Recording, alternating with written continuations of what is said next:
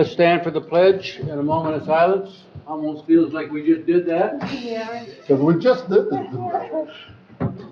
I pledge allegiance To the flag of the United States of America and to the republic for which it stands, one nation, under God, indivisible, with liberty and justice for all.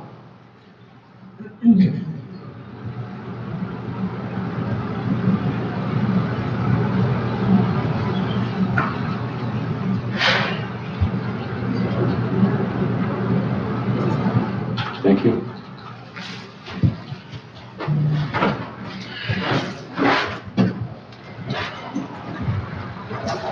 Roll call, please. Commissioner Robbins is absent. Prior notice. Commissioner Rushton? Present. Commissioner Bailey? Here. Chairman Wessel? Here. Commissioner Sotos Little will be late. Commissioner Alguier? Here. Commissioner Lautner? Present. We're now at the point where we have public comment. If anybody would like to make public comment? Sure. We left off the agenda, Sharon and Family Coordinating Council, so we are putting it under public comment, and we are waiving our 5-minute rule. Sharon was scheduled to be at our regular meeting, but we had a busy agenda and we asked her to come today, but we forgot to put her on the agenda, so we apologize for that. And you're here. Well, good morning. Most of you know me. Ms. Bailey, I don't think you do. I'm Sharon Breland. I'm the coordinator of the Leelanau County Family Coordinating Council. Since you weren't quite expecting me this morning, you may not have my annual report in front of you. And I would be glad to answer any kind of questions about it, either if you remember it or at another time, either way. I did bring with me this morning this year's laundry project statistics. Hopefully you're all familiar with our free laundry project twice a month. It's been going for about 16 years now, actually close to 18. And I believe there's going to be an article about us in this week's Enterprise. I got interviewed a week or two ago, so look for that. You can see we had a little bit of a dip in 2020 and 2021 due to COVID. We did maintain operations, but we're still going strong. And we've got all of our expenses and what the average load of laundry costs at the laundromat. Speaking of the laundromat, I'm glad to say that I'm kind of got my fingers crossed, but Leelanau Energy presented to the LCFCC last month about their programs, and they had a grant program going where they're looking for some community causes where energy efficiency can be achieved. And I thought to myself, there's some really old equipment at the laundromat, and probably a really old water heater. And so I've got the laundromat owner talking to the folks that are making the grant, and who knows what will come of it, but on the grounds that they are providing a very valuable community service by hosting us twice a month. So I hope that comes to something. Sharon, can you talk a little bit more about the laundry project? Because I just think it's such a neat program, about how it operates, how many people go, and where you got a major funding source this year. One of the highlights I wanted to hit, because it's always good to talk to people about how much resource you're bringing. So the laundry project started, I'm going to say back in 2004. It was actually Egan McGlynn, for those of you that know Egan, when she was working at DHHS. And the concept started with many children who were referred to CPS for family investigations. It's because they went to school and very close. And that may or may not be a neglect question. It could be a question of finances, because if you're having trouble paying the rent and putting the food on the table and putting gas in the car, some things are going to fall by the wayside, and sometimes it's doing the laundry. So the concept is pretty simple. We partner with the laundromat, and it goes to everybody but us 2 times a month for 4 or 5 hours. Anybody can come in and use the machines, no cost to them. We have laundry soap. I used to provide snacks, I might go back to that, but there was a snack hiatus during COVID. And then I'm also there and some folks from PHHS who are with the migrant resource program, so we have bilingual people there. And we're there and available to answer questions and connect people to other resources. So this is taking some strain off the budget and being friendly and offering other services to people in our community. And it's a no barrier situation. There's no application. You come in and say, I could use some help, and we say, welcome, here's an open machine. And start stuffing up the quarters. Our funding is all donation based. We don't charge any management expenses to it. In my flyer, which I didn't bring with me, I list all of our regular donors, but the Northward Lions are on the list. Genuine Leelanau is kind of our hugest sponsor, and they often throw us a party every year with 100% of the profits coming to us. But this year, I have been super glad to tell all of my donors not to forget us forever, but to redirect the funds they would give us to other places in the community for maybe up to the next 4 years. Keep checking with me. But one of our long-term volunteers, Bobby Everett. If anybody knew Bobby, she used to operate the front porch. Dee Glass roped her into volunteering, and it really touched her heart. She saw a need and got to know people that she wouldn't have otherwise talked to in a different way. When she passed away in the summer, I believe, of 2020, and then Jim passed away early last year, and then I got a call from the executor of their estate late last year who said that they were giving most of their estate to local nonprofits, and where should they send the check to me? And the check turned out to be approximately $63,500, which is enough for us to operate. If you look at the numbers for a normal year, we're talking anywhere from 3 to 5 years, which still gives me tingles every time I talk about it. So not only did we, do I think I'm going to get a lot of those donations? No, I don't. But I'm also really pleased that means that then the money that other members of the community would be giving us can at least temporarily be redirected, and that kind of doubles the value of Bobby's gift and Jim's gift. So. Congratulations. Yes, thank you. And then speaking of funds that we're attracting, one of the things that the LCFCC does is that we manage a grant from PA2 liquor tax funds every year that is used by a combination of the family court and the counseling staff at Glen Lake Schools, Leland Public Schools, and then LIFT is now using the money to represent Sutton's Bay Schools. So it's a coordinated but locally specialized substance use prevention program.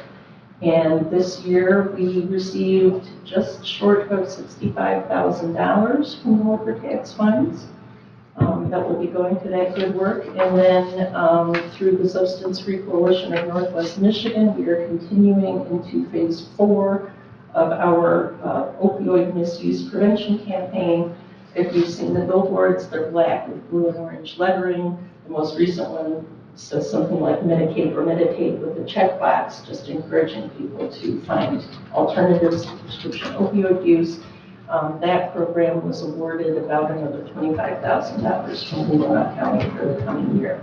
And we're going to be focusing super hard on reaching out to the youth, people up to maybe age 25 or 30. We're actually having a phase 4 launch event on November 3rd at 9 a.m. Invitations for coming very soon. But I'm really excited about the creative stuff that PB&J has developed for us. So those are some of my highlights. Oh, the other thing I wanted to mention was that for many years now, I have been a community champion for the Michigan East Initiative. So I'm qualified to give presentations about adverse childhood experiences and building community resilience. This summer, I have taken a session that is going to, after I complete a few trial runs, now dubbed me a master trainer. So I will not only be able to give community presentations, but I will be able to train new people to give community presentations. So I'm very excited about that. I I'm think sorry, the acronym again? ACEs, ACE, Adverse Childhood Experiences. Oh, child.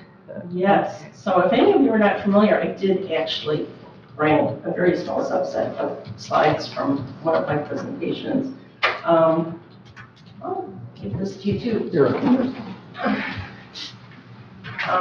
If you look at the very last page, one of the things that excites me about talking about ACEs and is that it's, you talk about killing two birds with one stone.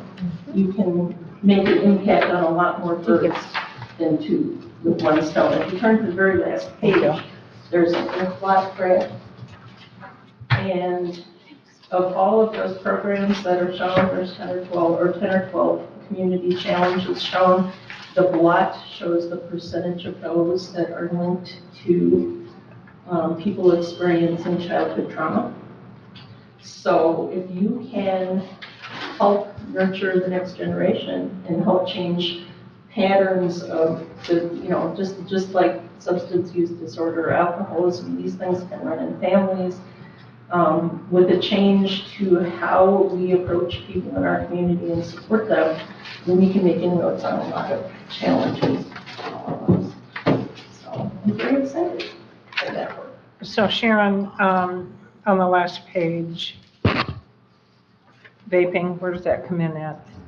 Vaping would probably fall under tobacco use in the upper right hand. So this chart is telling us that 36.7% of vaping is impacted.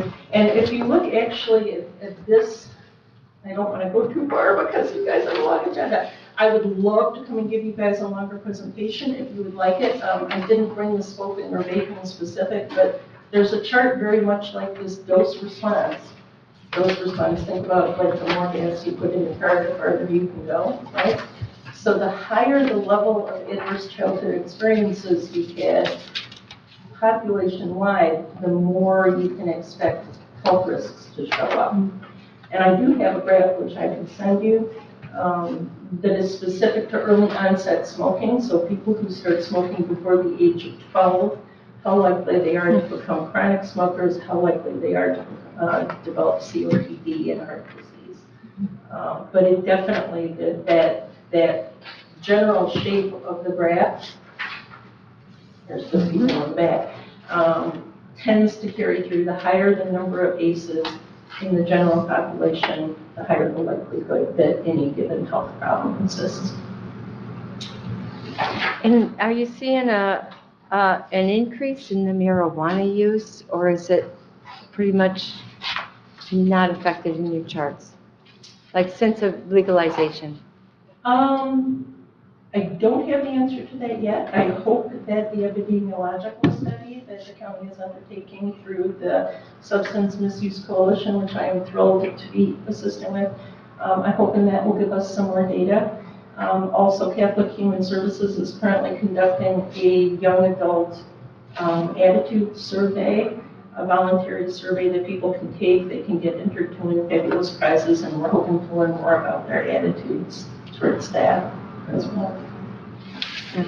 Sharon, we have your report in our budget book that you provided on page 55 to 58, and your budget request was? So it's a little daring. My budget request was up to $15,000. We would certainly hope that you would allocate $12,000 again to us, as you have for many years now.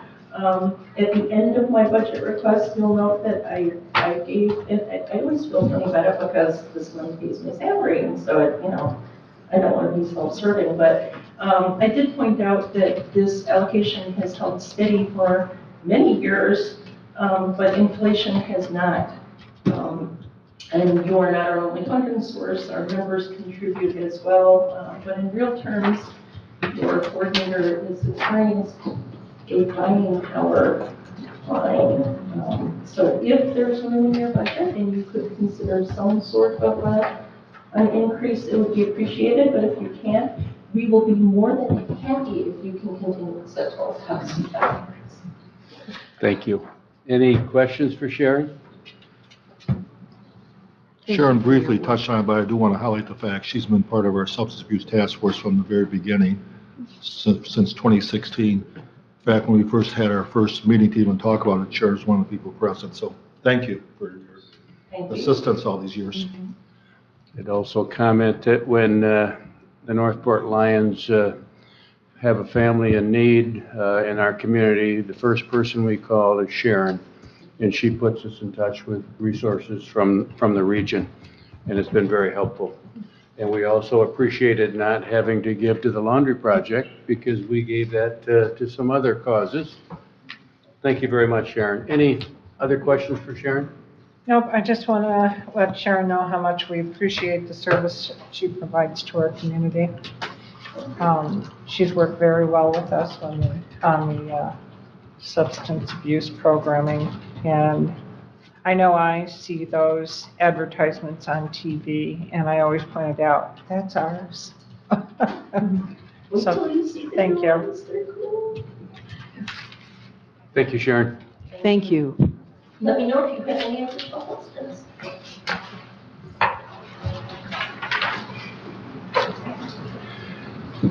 Well, now we'll turn it over to you. All right. First issue, and it's a major issue, and for our longtime commissioners, we've been talking about this almost every year, and that's our challenges with the HVAC system in this building. I think it first was brought to my notice in 2013 when Gary started talking about some issues he's seeing in the building. You know, the building opened in 2008, and we've had issues, as you all know, for many years, but we approached this in 2018 for our newer commissioners and did what I call phase one of a project and spent about $1.3 million, I believe it was, put in the baseboard heating. It's helped, but from the very beginning, we knew that was not a long-term solution. That was part of the problem. The original bid to do everything was, I think, $3.5 million approximately, and the board, I mean, there was no right or wrong answer at that time, because the same year we did the roof and the HVAC next door. So we spent a lot of money that year. But the board decided to do phase one and said we talked about options down the road. And we've been kind of kicking the cans. As you know, we have 95 heat pumps. You authorized 10 replacements several years ago, then you did 10 more. And I think I mentioned before that we have difficulty even getting heat pumps anymore. So I thought we'd have a honest, heart-to-heart discussion what the options are. But I thought it'd be helpful for you to get an overview. So I've asked Gary, and he has kind of a show and tell here today.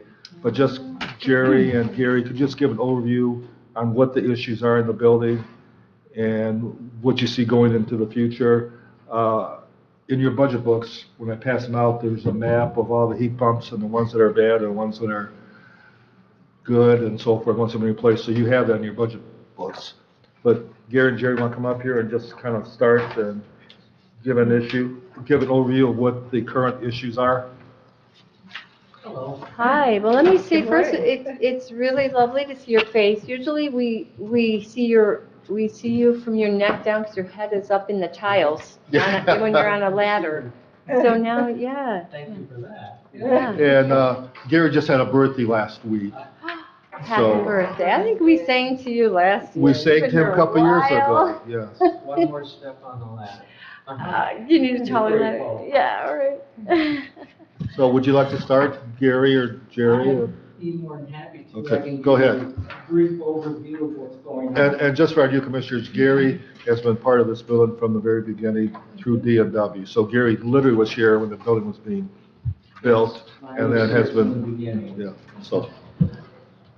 Basically, everything, I mean, we're running, the pumps are running, the new boilers are perfect, this spaceport heat is wonderful.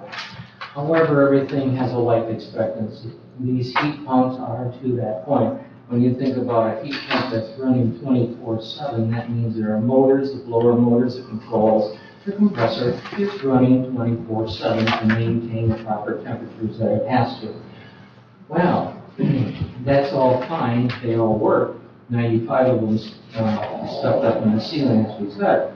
But what we found out though, and what's going on through the evolution of the changing of industry, EPA gets involved, the refrigerant that's used in these heat pumps are now not only obsolete, you can't get it anymore. So that therefore makes the components obsolete. Now they have made retrofits for some of these components, and I brought the smallest heat pump we have here in this building just for show and tell, to show you the complexities and why it's going to lead into some other requests for consideration. Basically, we have compressor problems, we have reversing valve problems, and that's what causes the temperature indifferences. The reason I'm leading up to this way is because it's not a big deal, or it wasn't prior to all of this pandemic. We usually had a 2-week turnaround time. By the time we needed a heat pump or something major, we're up to 4 months now with no light at the end of the tunnel. We have 3 of them in a critical area that are dead. We don't know when we're going to see them. So now what we're looking at, the idea we've collectively decided to talk about this is getting some proper equipment, pulling the necessary ones out of the ceiling, getting whatever components we can retrofit or fit into them to make it work again, put it back up, and at least give us a bridge, if you will, to the point where we can get new heat pumps. That's a short-term solution. Well, it is, but it would last quite a while. Currently, we've replaced 15 heat pumps in here, and 3, like I just said, 3 of them we're waiting to see them, and they're over 2 months in expectation. We don't know when we're going to see them. We originally decided when we were going to do this change in this building, we were going to use whatever it took just to get us through to the next section. So we found we had issues with that brand, noise-wise mostly, so we're not using those anymore. We're going to, obviously, if you will, the Cadillac class brand. There are 2 major brands out there, but we, as well as all the other mechanical contractors, are at the mercy of suppliers. Anyway, if you'd like, I could take and show you one of those heat pumps. And mind you, this is the smallest one we have here. Could you just briefly kind of, I'm sorry? could you just briefly kind of show us what that is? I will Just indeed. because I think, I'm not sure what a heat pump looks like. I know we have 95 of them. I know they're not working, some of them, but The majority of the heat pumps are the size of the elevator door. Wow. That like 4 feet long, 45 feet long. And this is the tiny one. This is a tiny one.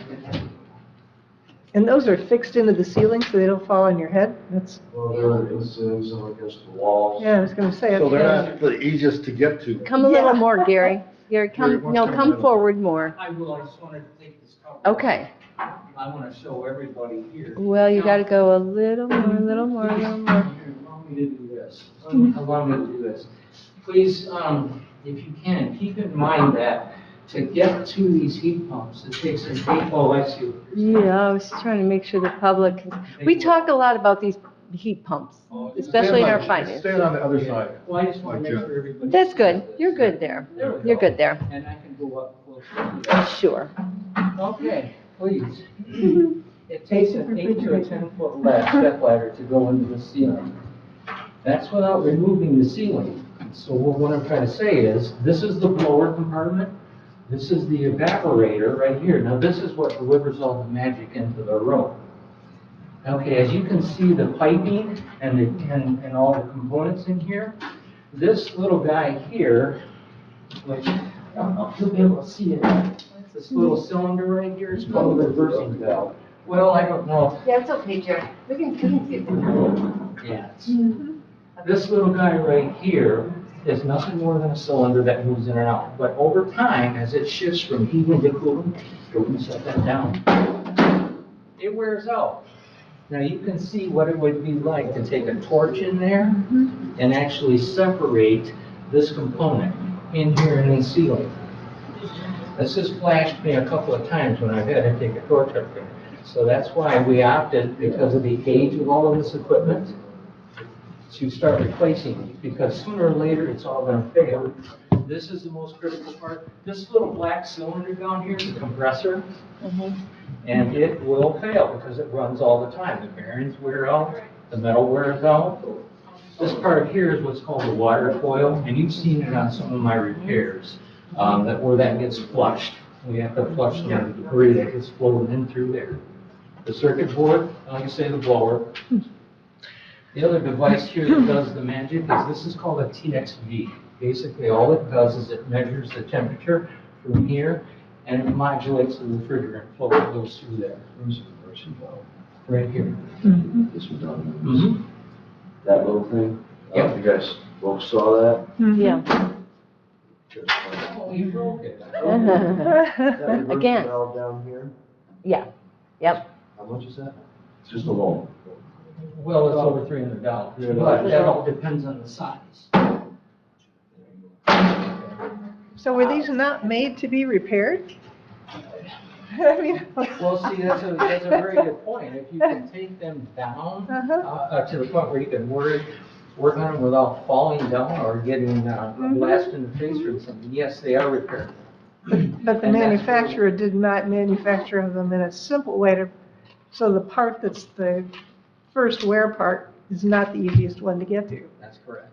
Well, that's pretty stupid. They gotta get a new engineer. We're talking about safely doing this, and that's why we're to the point now where, Yeah. because of the problem we have of getting these in the first place, because as you can see, it's a nice little box. Right. You simply take the old one down, put the new one in, hook up a few hoses and wires, and then you can run it through the startup process. But now we're to that point now where we have to repair these just to get us through this little glitch, if you will. So they weren't really meant to ever be repaired then? They were meant to be just replaced? Yeah, that's- Basically, that would be a good Yeah, I way think to. that's probably a fair That assessment. would be a fair. Expected them to last for years, right? Yes, That's especially good. the last years. Yeah. You can get parts for these, we can modify these, but that's where I'm at right now, so the point where I have to do something to get these things going, especially in our critical areas. Yeah. What that simply means is this, I'm gonna pull the ceiling down, just enough to detach this from the ceiling, you take it down, we repair it, and then simply put it back up. An arduous task at best. And what would you estimate the cost of that is? Well, Your time plus the cost of the Well, new that part. would be easily calculable, because that's probably one of the things we're gonna be talking about next. But, and I don't mean to give you this roundabout answer, for us to project a cost, even on some of these components now, a week from now or 2 weeks from now, we have no idea, one, where we're gonna get it, and two, the cost of it. We have seen a triple jump in cost of materials, let alone this equipment here. So when we get past all of these issues, as far as, getting materials, then things will settle down. But for me to give you an honest answer, yeah, we could give you a rough idea for labor, but parts and replacement, it wouldn't be fair, because it couldn't be accurate. Well, your labor is valuable, and That's it's all mine. time consuming. Yes. Well, I can tell you, I can walk in my office one day and it's 80 degrees and the next day it's 65 degrees. And sometimes within the same day. And what we're experiencing now is that little reversing valve I'm telling you about, or showing you. This is the smallest heat pump we have here. Some of them are very large. In fact, they wouldn't fit on this cart. Okay, well, those parts are proportional. And what happens is, when you look at it, and even though this building was turned on, if you will, for the public in 08, it was running in 07. Everything had to be done and running in 07, including the boilers and things like that. So you can calculate the hours on this equipment, see how long it's been running. Gary, to access these heat pumps and ceiling, are you always able to pull the top off? No, At all? thank you for doing that. No. The way that they were, and I'm going to use the expression shoot down in, And that's another whole story, but they were put in place because of how heavy they are. There are threaded rods that hold it in place. The ductwork gets tied into the filter rack, into the discharge side. You've got piping and wiring. So it was basically put up there, and then all of the trades come in behind it and put their pipes and conduits and ductwork, insulation and cabling for all the computer stuff, wherever they could. So what I'm saying is, that's where a lot of the labor comes in. Basically, you look at, You gotta move all that stuff out of the way to get to it. yeah, because we don't need any more problems in the infrastructure of this building. Jerry, you made a point I want to make sure I understand. The heat pumps are all different sizes. This is the smallest one. You said some are as large as the elevator door. And did you say also the components are different sizes for each heat pump? Yes, sir. Proportion. So it's not like we can order 10 valve switches and have them in stock, and because you need to order it specific for each heat pump? See, that's exactly right, yes, Wow, because each wow. one of these are designed with what's called tonnage. Okay, basically, it's a British thermal unit, 12,000 pounds is basically 1 ton of cooling. We can only go up to 5 tons of cooling, which is a very large unit. That's irrelevant to what you want to know. The whole point is the cooling capacity. So the compressor in a larger unit is going to be a lot larger than this little guy. That reversing valve is going to be a lot larger, the blower motor. So going back to your question, we have a certain amount of them. Yes, we could probably keep 1 or 2 parts, but it depends on availability. So it really depends on each. Yes, sir. Well, so it gets even more complicated. And he has to access a lot of this from the side. Because there's sometimes put the ceiling against the wall for those to come through the office. So we have to cut up, We've done that. Yeah. drywall, 2 sections of drywall to get to one side of the unit. Up in, yeah, it's, So a couple of years ago, we looked at a whole different, biting the bullet and going with a different system that would have been, Yes, the chilled beam system. oh, yes, that's when we looked at, but I was going to ask if there's something else now available. But we had a commissioner heavily advocate for continuing to repair these. So now, as you said, we've kicked the can down the road. We still have the same issue. Is there anything other than the chilled beam system, or is that still the next best? We've got to get away from these. Yeah, because like you said, sooner or later, they're all going to fail at one point in time. There are a lot of different systems out there, but what's going to be applicable to our unique situation is that the chilled beam system basically was something that there were VAV boxes that would draw from the cold side to the warm side and do it that way. In this case here, as that commissioner pointed out, we've got a lot of this ductwork, we've got a lot of piping, everything's in place. And then that's why at that time, I understood it. It made more sense to just simply take them, replace them at that time. Well, now we're into a whole different gambit, if you will. Gary, do we have to re-engineer if they decide to make a change? Most definitely. Now, if we're talking about replacing. Re-engineer. I was gonna ask that question because we had an engineering study come in, and they gave us proposals, and they were valid, and we went with, called phase 1. But that was 2018. Yeah. We're talking about 2023, 5 years, technology has changed quite a bit. So I have to assume we would have to re-engineer the It actually building. would be the smartest thing to do. because technology maybe there's better options than there were 5 years That's what I'm ago. wondering if there is Yeah. better options now. There is. There's new ideas that come out all the time. But again, availability of this thing, timeline. But it would warrant doing that, just to have another set of eyes look at this situation and say, okay, this is what was done here, this is what was done there, and it seems to work.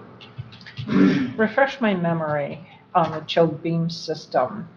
Is that where we have, just go ahead and refresh my memory first before I start making. Okay. Well, instead of the cooling tower that we have now, it would be actually a chiller, a very large piece of equipment. And there are beams that would, there are tubes that would run across various critical areas here. And there's actually a couple of air handlers that would force the air through there. They would go into each of the thermostat locations and simply modulate a damper back and forth. And how does it deliver the heat or the cooling? What, That comes through these tubes, the chill beam. okay, and then what, are they gonna be on our walls? No, no, you won't see any of it. You won't see it. Yeah, in Okay. fact, the original idea was to use the existing ductwork, remove all of the excessiveness, tie into that, and then whatever slight modifications need. But no, it would not be doing anything to ruin the looks of the building. Okay. Leakage was something like that. There was talk about the condensation Yeah. that would have happened, and then they, at that time, reassured me that they have special equipment, hands, if you will, to take care of that. Because that was a major concern about condensation. Because when you feed cold air Yeah. into an unconditioned space, you're going to condense water. Right. Mm-hmm. So, system in place to direct the water? Is that what they're, Oh, that's all part of that. yeah, Yes. okay. Same way with anything here. Even this machine itself here takes the condensate, there's a pan inside there, and it comes out Oh, right sure. here. Yeah. But the problem we run into is when we feed cold air into the ductwork, you've seen it through various parts of the building, you can always tell where the ceiling is the hottest, and you see sweat marks on the ceiling tiles. And that's just because it needs insulation on those diffuser panels. So what I'm hearing is, change in the type of refrigeration that you're using, no longer available, or That is correct. I'm hearing that you have supply chain issues, can't get the parts. We've got several different sources, just like a lot of contractors that we depend on and we need, but they're all telling us the same thing. Yeah. There's a problem. So, let's talk about if we decide that we're gonna make a change in our building at this point. When you look at what's going on out there in our economy, number one, can we get what we need to make a change at this point? The new equipment? Do we have, labor that's gonna be available to do it? I mean, there's a lot of things going on right now that we didn't have to consider when we That is talked about this initially. The only enemy that we have in this works is time. Okay, so if we had a definitive plan, we would also have a definitive material list. So it could be ordered, and then of course, some sort of a promissory date, depending on what we do. But it would be down the road, it may even be up to 2 years before we see any of this, because it would become at that point a special order. And that's where a lot of the, if you will, other people, our engineers and all that, they're more in tune with all of this. Yeah, that brings up some excellent points that we have discussed. It's like looking at a crystal ball and trying to decide. I don't see any scenario where we could get anything done in 2020, nothing major in 2023. I think our first step really is to get a professional engineer here, look at what was proposed. And for our new commissioners, could you tell us what we did in 2018 for the 1.3 million, Gary? Because I'm not sure these two know what happened.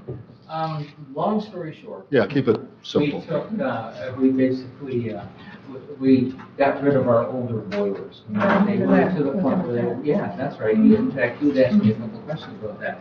And then actually a wonderful baseboard system was put in place here. The new boilers are extremely efficient, very quiet, and they do the job very well. Now, these reliable controls, the little rectangle box you can see in there, they handle all the baseboard heat at stage 1. And if it needs stage 2, comes the heat pumps on for heating. And then they also control the cooling. So yeah, it was, that was a major retrofit. And it's working. I think it was a good investment, and we did take care of that part of the problem. So that's a good thing. It was a very good investment. But we knew this was coming. It's like a car. You can only fix it so many times to a point where we need to look at it. Right. So it seems like the first step was to get an engineer back in. Now, last time we did it, we did, John Richards was a 3E, I believe, Yes. and he's a Leelanau County firm.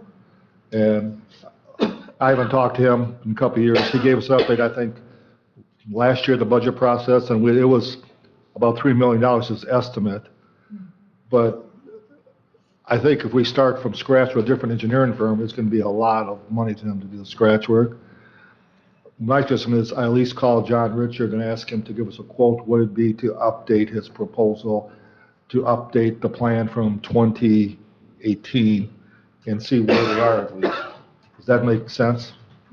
Because I have no idea what his costs are going to be, but we got to start somewhere. Well, and he has the layout of the building and all of the idiosyncrasies. They did, yeah, I would think it wouldn't take him that much to update the plan since he has all the basics. He is exposed to all of the new technologies. And he. And Gary, by your account, they did a good job for us last time, right? Yes. With both projects, we haven't had. Going through all of that, Yeah. and we had minor things that we had to change. So you did an energy audit on the building too, so you knew where, Yeah. if there are ways to tighten? Yes, and that was kind of a separate thing, but part of that, and we did get some major rebates from the electrical companies. Including the insulation that was addressed, Yeah. that was all duly noted, including both buildings. Mhm. And that was all done. Well, It sure sounds like that's the next. Well, Yeah. they have their hands up, so. I believe Melinda had her Okay. hand up Thank first. you, thank you, thank you. So, they're heating whole buildings with baseboard, and we already have the new boilers, and is more baseboard in this building an option? For what would you try to achieve? Because the reason it was put in was for the perimeter, because it's always colder on the perimeter, but the core of any building is always warmer than, so that was the whole purpose. is So, to do our temper that. baseboards heat and cool? No, Yes. no, the baseboard is just heat only. Oh, just heat, That was, okay. that was, excuse me, that was the original Mm-hmm. plan when this building was built. Right. It was on the prints. Yes, and It took got it off. mixed. Okay, I thought our baseboard was heating and cooling, but it's not, okay. Yes, if you look at the original plans for the building, Mhm. there were a lot of things that were in it that were not done, I think, because of cost.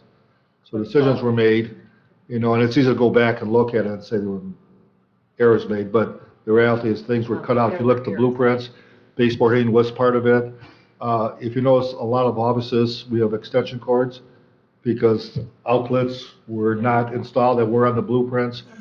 Melinda remembers because she and I were involved with this, the insulation was not done properly. So what was done in the blueprints was a good plan.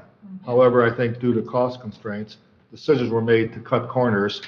And In not we buying literally air had conditioners, I will- icicles hanging from the top of the building down I to the remember that, ground dramatic. here. We weren't Because, involved in that, that was, and it's easy to look back, but This is our situation that we have That's what now. we're dealt with. We're gonna improve. my last point is that I want, if they have an engineering firm, I don't want them to just relook at what they've looked at. Mhm. Let's look at every Mhm. technology available today. It's just time for us to bite this bullet and make a plan. But fortunately, time has worked in our favor to answer that very question, because what's happening now is we've already got the first system in place. We've already seen its idiosyncrasies, so now we're dealing with this and we know what we can do to make things a little more livable, if you will, here. Deb? Yes, we've been talking about this for a long time, and personally, I think it's time that we instruct our administrator to put together a plan, bring an engineer in. I really think we should go back to the same engineers Yeah, we had, because agree. I think it'll be more cost effective. They know the building, blah, blah, blah. and by all accounts, they did a great job for us. Exactly. So I think we should pull the engineers in, get a plan. We need to sit down and talk to our finance departments. And we need to look at an incremental plan where we do part of this in 1 year, another part in the second year, and maybe even finalized in the third year. So we don't have to go out for a bond or, look for income. And the original plan actually was over 3 years. Mhm. If we structure it way, we're looking at a 3-year phase, 'cause it's not gonna happen overnight. No. So we could do at least the engineering and go out for bids in 2023 and maybe start and examine all the options that are available. I think the best case scenario a year from now is that we have a firm plan in place with actual numbers. Actually, I think that's exactly probably what the- I'm saying. I think that's the best scenario. At this point of the game, I mean, we hear it's a challenge, I get that. Now we got supply chain issues, parts restrictions, or, A lot of unanswered questions. right. So in the course of planning 2003, get our ducks in a row, get our finances in a row, a firm plan to see where we're going. In 2 or 3 years, or in 2 years, maybe what we have going on economically might have waned, and we'll have a better opportunity. And at our first budget meeting, John and Jared kind of overviewed options, but there are options available for us, right, John? Yes. Oh, we can always take on this bond, project. can't we, John? Yeah, we don't want to, but. We could always bond Yeah. if we had to. Commercial lending, we can pay for it Yeah. ourselves. I'd really like to see us work on paying for it ourselves. I really do not want to see the county have to go in deeper debt. And if you look at it, I mean, if we start realistically in 2024, our jail bonds expire in 2026. Yep, And how much a year are we paying for the jail bond? Do you know, John? I mean, so down the road, it's not that far. right.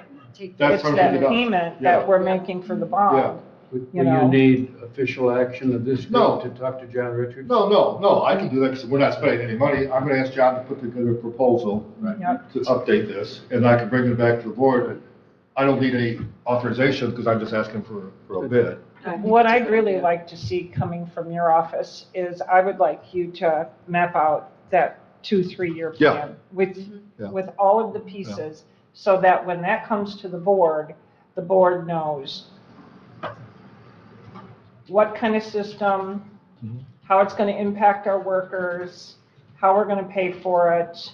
I want everything. So basically what we did in 2018, because we did come up with that Put the plan. whole proposal 3-year, together. Everything is there. So, and to be clear, the end goal will be to force Gary into retirement, right? Excuse me, what? You forced me into retirement? Like You one got of my- 3 years, it looks like. One of my favorite doctors said, she prays for the day that she will be put out of business because there will be no talking more about the- need. Well, that's actually So- next on the agenda here, to talk about Gary's future And here. I think we're done with this. aren't we? Okay, so, That we can look at it. just to summarize, I will contact John Richards and his firm, ask him to put together a written proposal to update the plans and come up with options. And we'll get back to you as soon as we have that plan. And, you know, we also expect that they're going to inform us about what the newest technologies and how that'll play into it. Yeah. So, as far as I'm And concerned. if any of you want to borrow a heat pump to take home with you, Gary can arrange that. How much copper is in it? There's quite a bit of copper in it, I saw that. Patricia, if you'd like to have it in your car, we can put it in your car. Oh, thank you, I'll just I back got right room up. in the I'm back sure of we my can car. have it.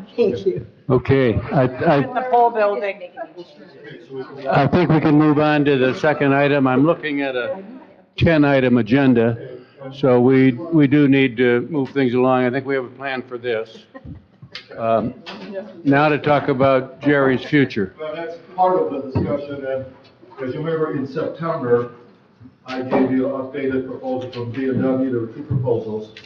And then I said, Gary's been, through B&W, has been part of our system here from day one. And we usually have 3-year contracts with them that expire this year. You authorized me to enter negotiation with B&W and bypass the bid process, which I think is a good move.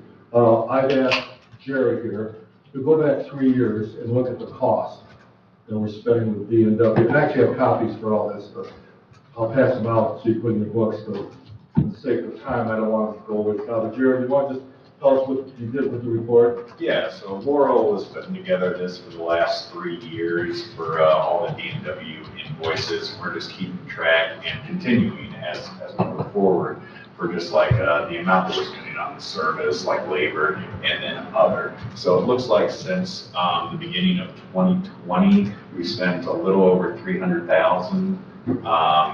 a little over 90 of that has been device service. And then other is about 215,000. 90 for service Yeah, say it and again. And then other 215, What is other means what? just everything. Parts and labor, parts, And I have a equipment? detailed report for you that Okay. I'll pass out at the end of the day. I just wanted that But I clarification. thought it'd be good for everyone to have this, and it'd be good for me to know exactly. Yeah. It does tie into this, so thank you, Chairman. So labor around 90. Mm-hmm. Yeah. And so, And that's over how many years? Since 2020. So That's been a pretty good deal. 2021 and this year, which is still not Yes. done. It's been a pretty good deal. You know, and Okay. I keep thinking Gary's gonna donate his time, but that still hasn't No, happened. almost though, if you break it down. So, this kind of ties into. It's from your head being in the tiles. In September, there on my desk here, DFW gave us two proposals at my request. The first is, and this was in your September board packets. The first was to continue, as we've had, agreement for revised agreement for 3 years, and just continue where there's a set amount for services that he does, which is what Gary just briefly, the standard contract that we have with DFW now. Go ahead, tell us what you do currently. The current contract is for basically the maintenance inspections. And that covers, the boilers, the entire campus is what it does. Repairs are somewhat depending on the severity are different. But as far as the maintenance contracts goes, that's for filter changes, condensate cleaning, inspections of the heat pumps, boilers, the pumps, a lot of anything that has to do with the HVAC, including the garage heaters, as far as cleaning, maintenance, cooling tower as well. But as far as when it comes to any breakdowns, that's different. And that would probably fall into a lot of the other category that we were just talking about. So that. Just for clarification, is it just this building or is it this building and that The building? entire campus. Thank you. That also means the cell tower sites as well. Yep, okay. So that's the way we've always done business here. And so the set amount, but obviously Gary is here more frequently every year, more and more and more. That also, excuse me, that also includes the Leelanau dam too. Yeah. So it's all facilities. Sewer plants, yeah. So when we have a problem anywhere on any of our campuses, and it's beyond the skills of our employees that we have Mr. O'Connor to it. Glad. In reality, he has been here, I checked the numbers with Jared, he's been here 2 days a week, pretty much every week for the last 2 years probably. Maybe longer, even just because, well, I mean, you can see why he's here, because of the problem we're having. So one of the things we actually talked about last time too, with DMW, that former Commissioner Anthony actually brought up, can we get a contract where it guarantees Gary's service here for a specific amount of time every week, so we would know, so we could be a little more proactive. Because right now we are reactive, and as you know, Gary did an analysis of our facilities this winter, this past winter, and identified quite a few issues that need to be serviced. So I approached DMW and say, instead of our standard contract, can we get a contract where it guarantees that we have services from Gary 3 days a week? And that was option B, that was in the September board packages. And I have copies of that also. And so I asked Gary how that would work, and can we take a more proactive approach? And the reality is, and I mentioned this before, we have 3 people on staff, Jerry and 2 maintenance people. We've had 3 people on staff for, I can't tell you how many years. We had 3 people on staff when we were in Leelanau, with very simple facilities down there. Since then, we moved here with 2 very complex buildings, a very complex septic system. Obviously, you know, very complex heating and cooling system. We added the dam in that time, and we added Veronica Valley. And we still have 3 people on staff. So it's a challenge. And we talked about how do we address that need, do we expand? And, you know, if I call Jerry at 3 o'clock in the morning, tell him I need to see him here, he'll be here at 3:05 and then ask why later. So he's very dedicated. But Jerry has certain skills, and they're limited skills, because that's what Jerry's hired to do. And he's been here 42 years, and said it'll be here, what, 20 more years, you said? Pretty close, yeah. Yeah. Until his new truck dies. He's got his new truck, so he's not gonna stay, he's Good not for a gonna leave while. our truck dies. But I think we all agree, it's just not fair to Jerry. And one of our people is at the park 6 months of the year, so really, we're down to Jerry and Dwayne to do everything. And I watched, that septic sewer system is very, very complex. I see some stuff he's doing, I have no idea what he's even talking about, what he's talking about. So it's a very complex system that fortunately Jerry has had quite a bit of training on, and I think it's working well. And is Dwayne trained in that now too? Well, that's, I mean. Oh. No, All go right. ahead, no. Well, I that's a was good just question. wondering, because I believe the tribe helped train you, and then are you training Dwayne? Right, the tribe is contracted for higher level issues with regards to chemistry and makeup and whatnot. The physical labor stuff, I take care of, and the general J.D. Wayne and I take care of, so. Okay. But the state requires a higher education level of Licensing. CDC Yeah. education for their requirements. You know, things that don't necessarily pertain to us, but will fall in that type 1 category, so there's requirements. And the tribe has been gracious. They also have a lab. They would do testing for certain things before it goes to the state, et cetera, et cetera. Yeah, and they submit the state reports on our behalf, so it's been a great partnership. Yeah. I'm very fortunate. Chet, what are the prices on the two different proposals? Here, I'll pass them out. These are things that were in your package, Right. but before that, I asked, first of all, I met with the owner of D&W. We did that 3 years ago, tried to do it. And, I mean, and I understand where they're coming from originally. And this is a compliment for Gary, but they make more money off Gary's services when he's not here. Because the rates they charge us is below what they charge everybody else. And when Gary goes to a different house or business to fix, usually there's new equipment involved and they have a markup. So D&W saying they actually lose profit ratios when he is assigned to Leelanau County. But I respect for Gary that he's been there for so long. For the first time, they're willing to consider having him here if we wish to 3 days a week. So I asked him for a proposal, which I have received. I also asked Gary to write out an overview of how he thinks this would work. So let me pass it out. And Gary, you want to review this? We were looking at the idea, and we bantered around many different ideas about actually the maintenance department, where we could actually divide it. I'm speaking simplistically, building new rounds, and then the other end would take care of the more technical aspects. In other words, the heat pump, the lighting, the electrical, all of the computer, things that would require more of a dedicated person to deal with. With this proposal, with the 3 days a week, we're looking at the idea, even when I do these heat pump repairs, then I would have 3 days where I can open the ceiling, take the equipment down, do what I have to, put it back up, and hopefully get it done within 3 days. Whereas this proposal, that the maintenance department would be focused more on the ever-growing issues and problems that we're seeing.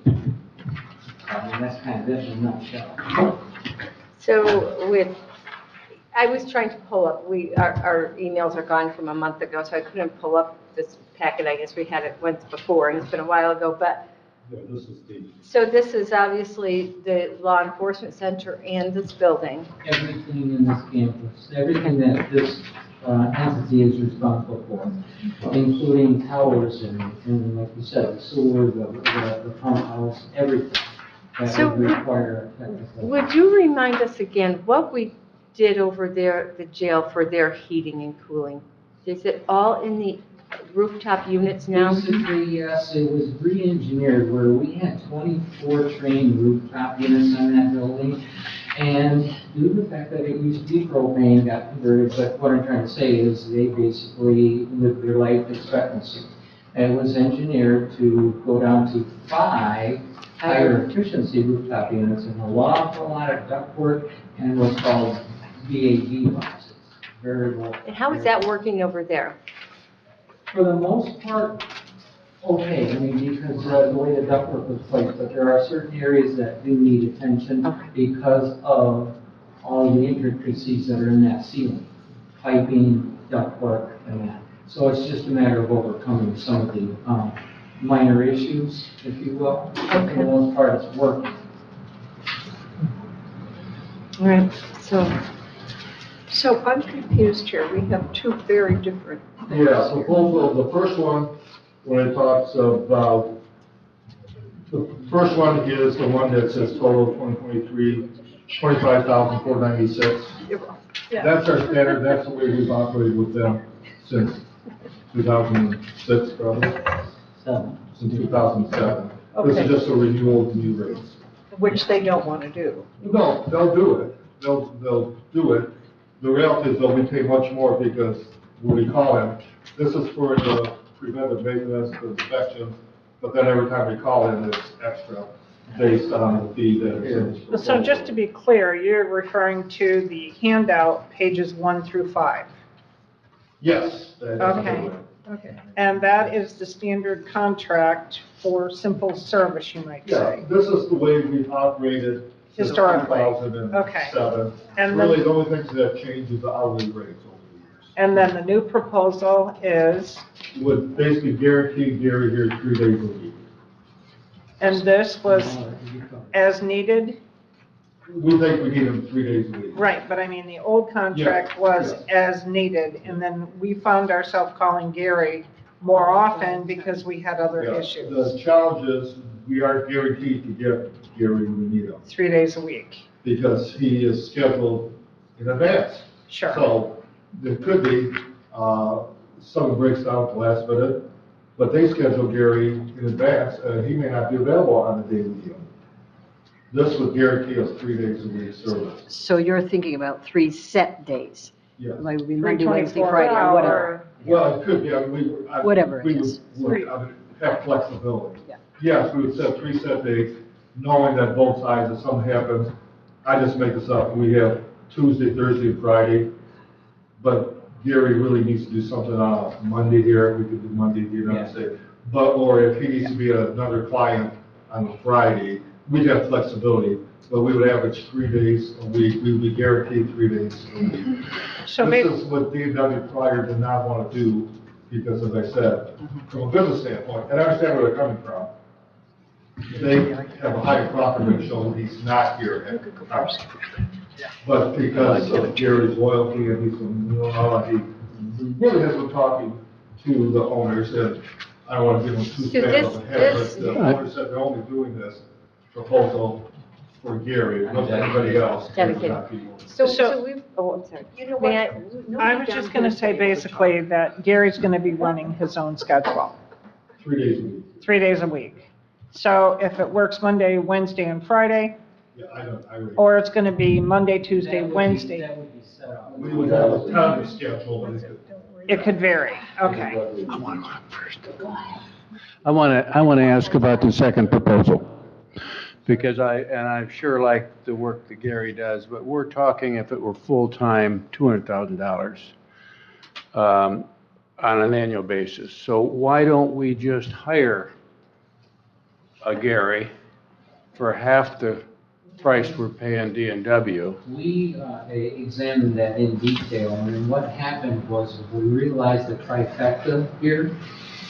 What does that mean? It simply means that my licensing and all that, and D&W's licensing, the engineering, and then commercial labors and what have you, they're taking care of my retirement, my hospitalization, Benefit. as well as the training that has to go into all of this. So that's where we looked at that idea, and we thought, well, this entity would benefit having D&W and their vast amount of. And that makes sense to me, but some of the work you're going to do is not $108 an hour work. If you're here 24 hours, some of the work you do is going to be oiling the the furnace, which is a $25 an hour job. So that's my little bit of concern. Yeah, and it's a legitimate concern. We looked at that prior, are we better hiring someone? Yeah, But to get someone with the skills of the gear, I think you're Right. right, someone that's HVAC, here is also certified electrician. right. And to get that, it's gonna, I don't think our pay scale would allow that unless we wanna pay, we'd have to pay this person probably more than most of our departments. Belinda, then Gwen. The new proposal, basically, as you say, we will have guaranteed 3 days, but we would take priority. So if you just plan on being up here Monday, Wednesday, Yes. Friday, but we've got a priority on Thursday, we would get you. Yes, and especially if there's any emergencies or anything like that, that's where it's giving you the upper hand on a lot of these situations. And we can fully expect, we're gonna see some urgencies, we're proactive to the point where we don't want any emergencies, but Right. we wanna be there for urgencies. And that was the other point I was going to make, that hopefully with the extra time spent, you can preempt some of the problems. You'll see them Exactly. coming. That was the whole purpose of this, so that I'll have another day, if you will, to take a closer examination of a lot of different things. Gwen? I also truly appreciate your expertise and your longevity with this building. And though, there could be somebody, you're right, there might be somebody who wants to live here who has the skill level. Well, the other option we talked about is, and I call the facilities manager or capital services director, which we talked about hiring someone Yeah. here. So that's another option, yes.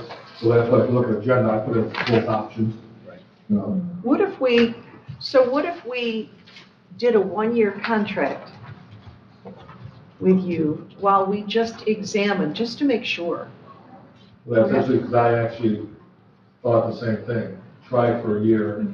See, the problems are not gonna go away, they're gonna get more complex. Because we need this guy, I mean, we need you, and I get that you want to keep your We're not hospitalization, saying that's that a Jerry's big not doing a deal. good job, but it's beyond 3-person staff anymore, and the complex issues, we need a certified electrician, we need a certified HVAC. Jerry does not have that skill, the one does not have that skill. That's not what they're hired for. Jerry's hired to be a maintenance man, so it's Right. the way. And they're doing all they can to keep the rest of the campuses flowing.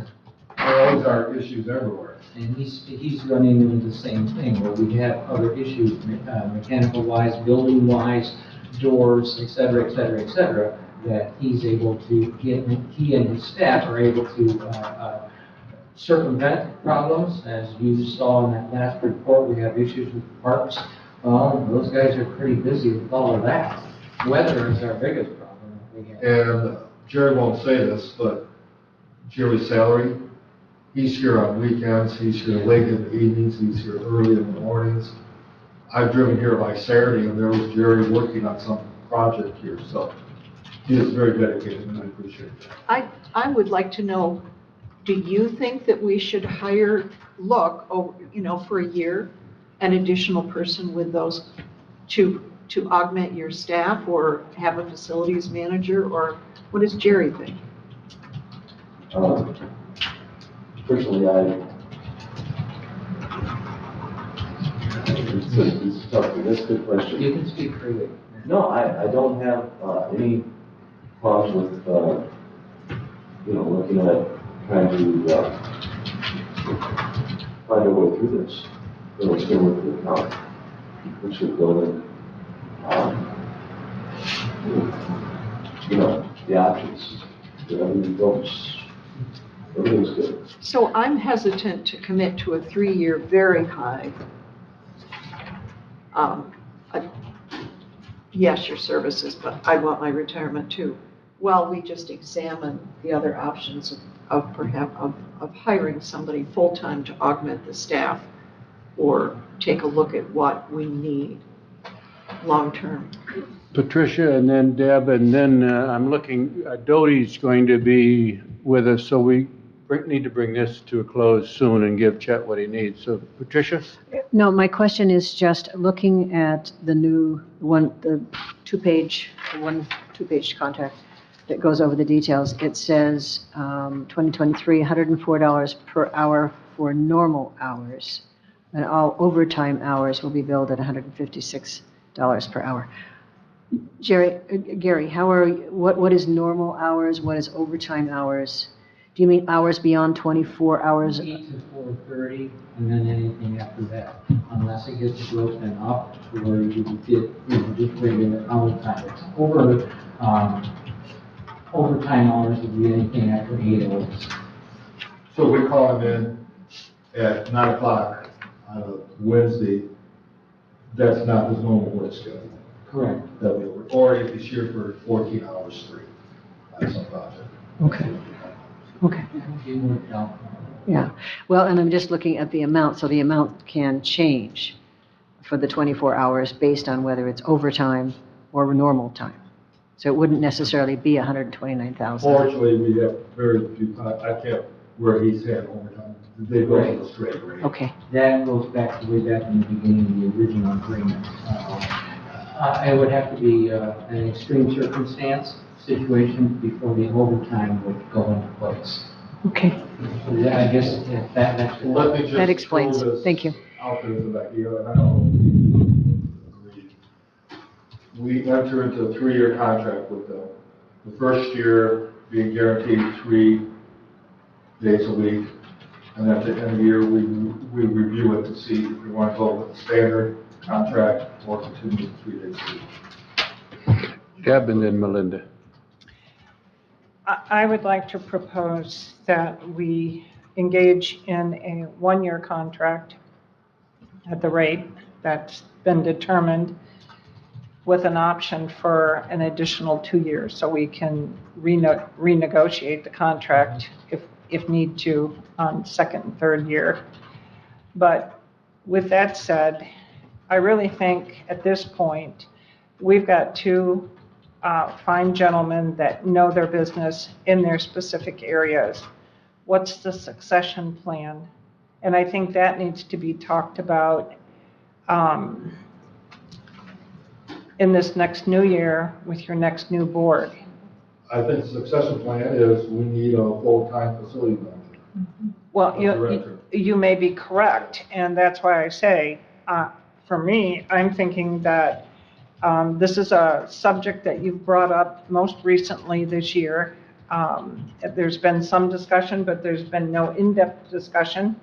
Are we going to hire, the pros and cons that Gary brought up in regards to hiring. So I really think that there needs to be, the immediate needs to be taken care of, and then a succession plan put in place. Either we continue with DNW. I like that. Or, yeah. Melinda? I'm looking at this a little bit different. Gary, DNW brings us electrical, mechanical. They're not an electrical contracting firm. I am a licensed electrician. Okay, so let's look at it where you bring us electrical, you bring Yes. us mechanical, and you bring us, Experience. well, Yeah. beyond, I was going to say plumbing. Do you get into any of the piping? I do, I'm not a plumber, Yep, but okay. if it needs to be done. So this is what we've got to understand, and quite often people don't, because they're like, Yeah. oh, well, I can just go.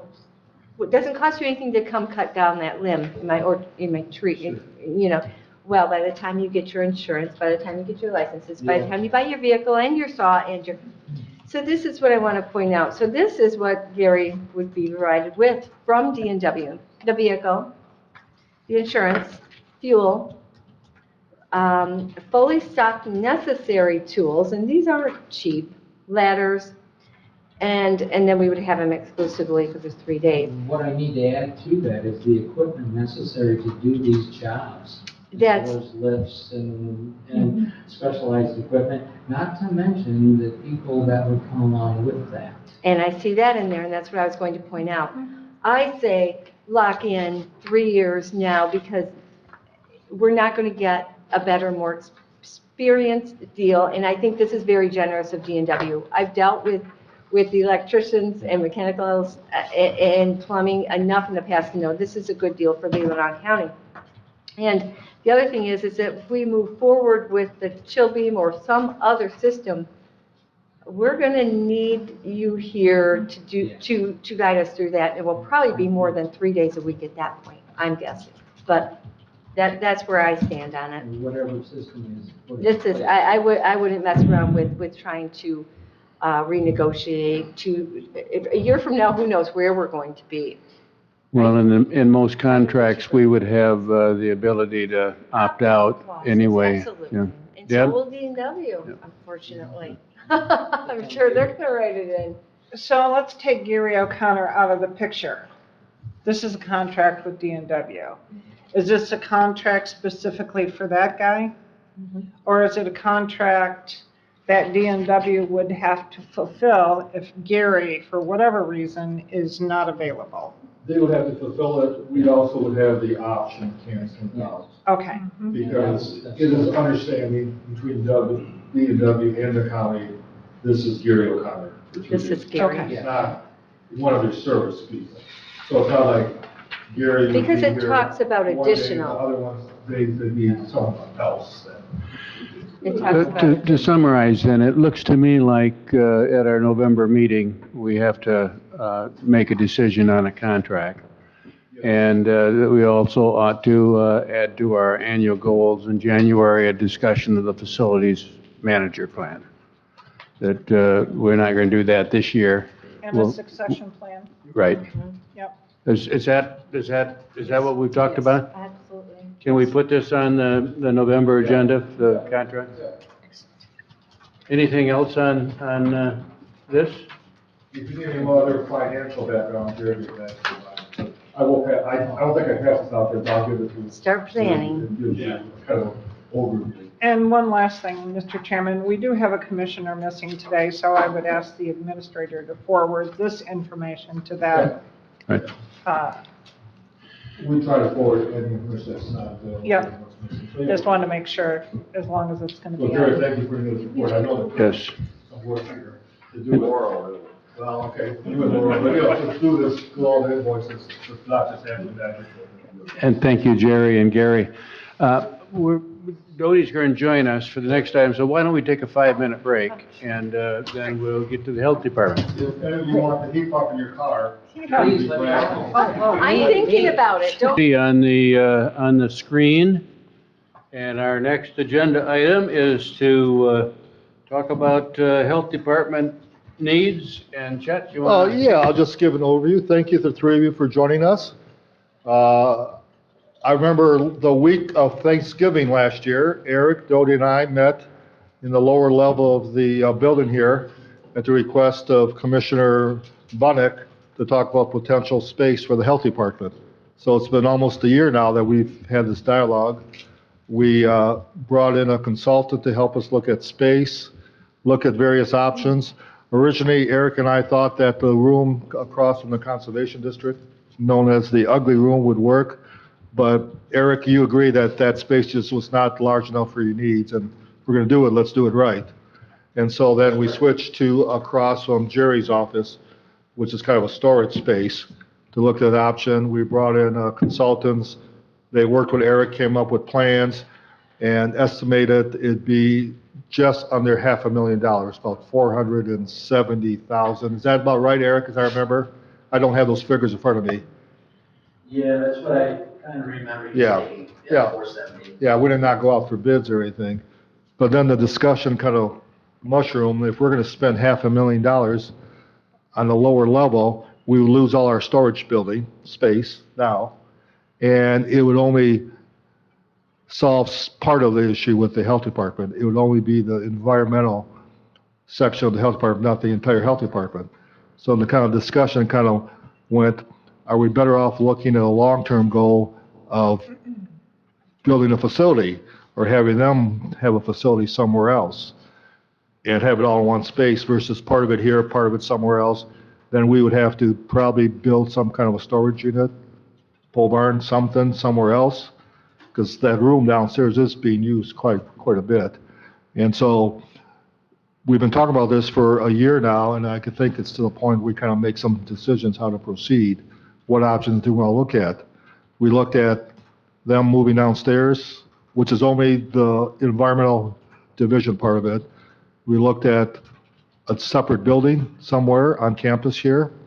And also, I think they're exploring other options, facilities outside of this facilities, somewhere in the county. Because right now they're leasing space from Montessori, but Montessori is expanding. At some point, they may want to take over that building too. So in a nutshell, I think that's where we're at. Eric, is that true, or have I missed anything, Eric? No, I think you're pretty close to that, yeah. Yeah. We worked this type of partnership up with the Conservation District, but it was different because we had truly vacant space in the lower level, and they were paying rent and utilities at a building in Lake Leelanau. So we used that money to renovate the space. We lowered their annual allotment, and we recouped our cost in about 4 years maybe, and it's worked out well. But this is a different situation because we truly are, I think, crunched for space long term. And so we'd lose that space. We would have to provide at some point future space for storage. What about the space across from the Conservation District? What's that being used for? That's Would the, that be storage? it is currently used for storage. If you go down So there, it's all storage? yes. It is currently used for storage. Do we need all of that stuff stored? Well, we did, fortunately, when we moved, we did get rid of a lot of stuff, but if you look at it, the stuff that's down there, people will say, yes, it's needed. A lot of it's Conservation District, which is, there's a cage area down there that was part of our agreement with them, and they have it pretty full. But that square footage was not big enough for the Environmental Health Department, because that was one of the original plans. We could use that space and keep our large storage room, but it just wouldn't have worked out. Yep. For me, I am not interested in developing the space that the county currently uses in the basement. I think it will bring a hardship in the building over time, if not immediate.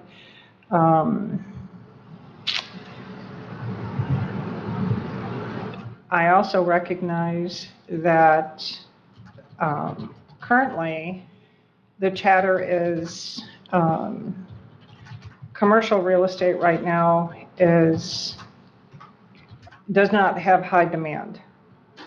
The interest for commercial real estate has plunged, and I anticipate that will continue to be a downward cycle. So with that said, I anticipate that there in the future will be adequate commercial space available to the health department if and when Montessori decides that they want to utilize the rest of the building that's currently occupied by the public health department. We have a rather large project that we're looking at right now in the millions of dollars and taking care of our HVAC system here. I think it would, I think financially it would put a burden on the county. And we have to remember, we do not have that responsibility to the health department. It's nice that we want to help them, but it's not our first priority as commissioners. Our first priority is, well, let's just say it's not that. So for me, I am not interested in developing the area downstairs and taking it away from our staff. Melinda and then Gwen.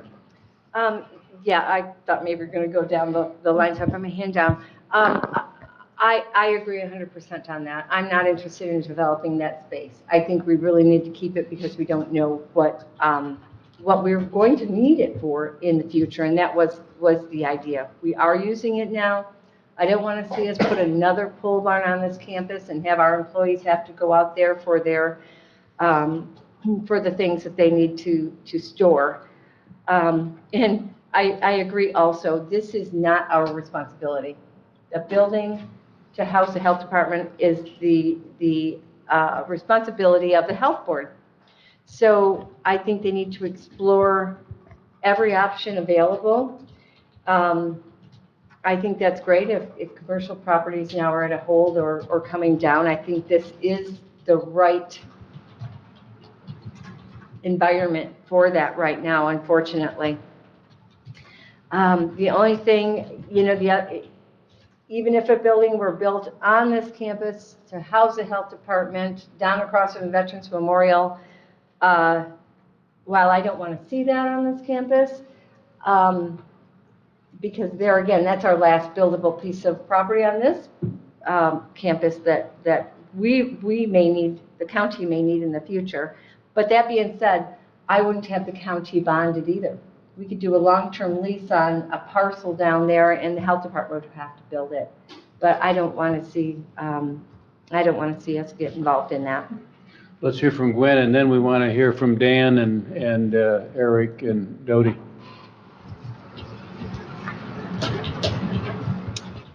Actually, I believe that it would be a service to our citizens to have these services available here in this building, close to the conservation district, close to building the construction codes. It would make navigating that whole system easier for our citizens. I also think that it makes sense to have our health department on our campus. So whether they were downstairs or if they built a building on our campus, I think that serves our citizens. It makes sense to go to the county building, the county center, for our county health department as well. I think that's a good thing for the county. I think it's a good thing for the citizens. I think it's a good thing for the health department. So Yes, Laura. I agree with Glenn. And when I look through the basement, it seems like there's a lot of stuff in an expensive space that has no value. So you're using expensive building space to store things that need some cleaning up, and maybe those could go somewhere else in a cheap building. Yeah, that's a Well, Dan, you do know, Dan and Eric and Dodie, that we've been talking about this for a year, and there's lots of concerns and on both sides. Do you have anything you'd like to say to us? Well, yes, I would agree with Commissioner Algier that one of the main draws of the proposal from Commissioner Bunnick when he was on commission is that the services that the citizens of Leelanau County need, permitting system, services such as building department, equalization, soil erosion, would all be in one space. The health department permits and all that other permitting that a person needs to build would be right in one building, one-stop shopping, versus currently where somebody would have to go to the county courthouse, do some of their permits, go find the health department, try to figure out where they're at, and then maybe have to come back to the courthouse again. So you are serving the Leelanau community by putting it all in one location. And Commissioner Rushton is correct, you have no obligation to have us there.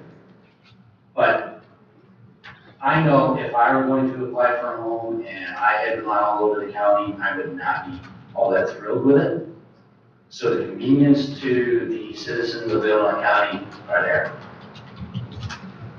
The other thing that you can look at is the communication that is possible between the different divisions, building department, plumbing inspections, et cetera, with our department would also be there readily available and easier.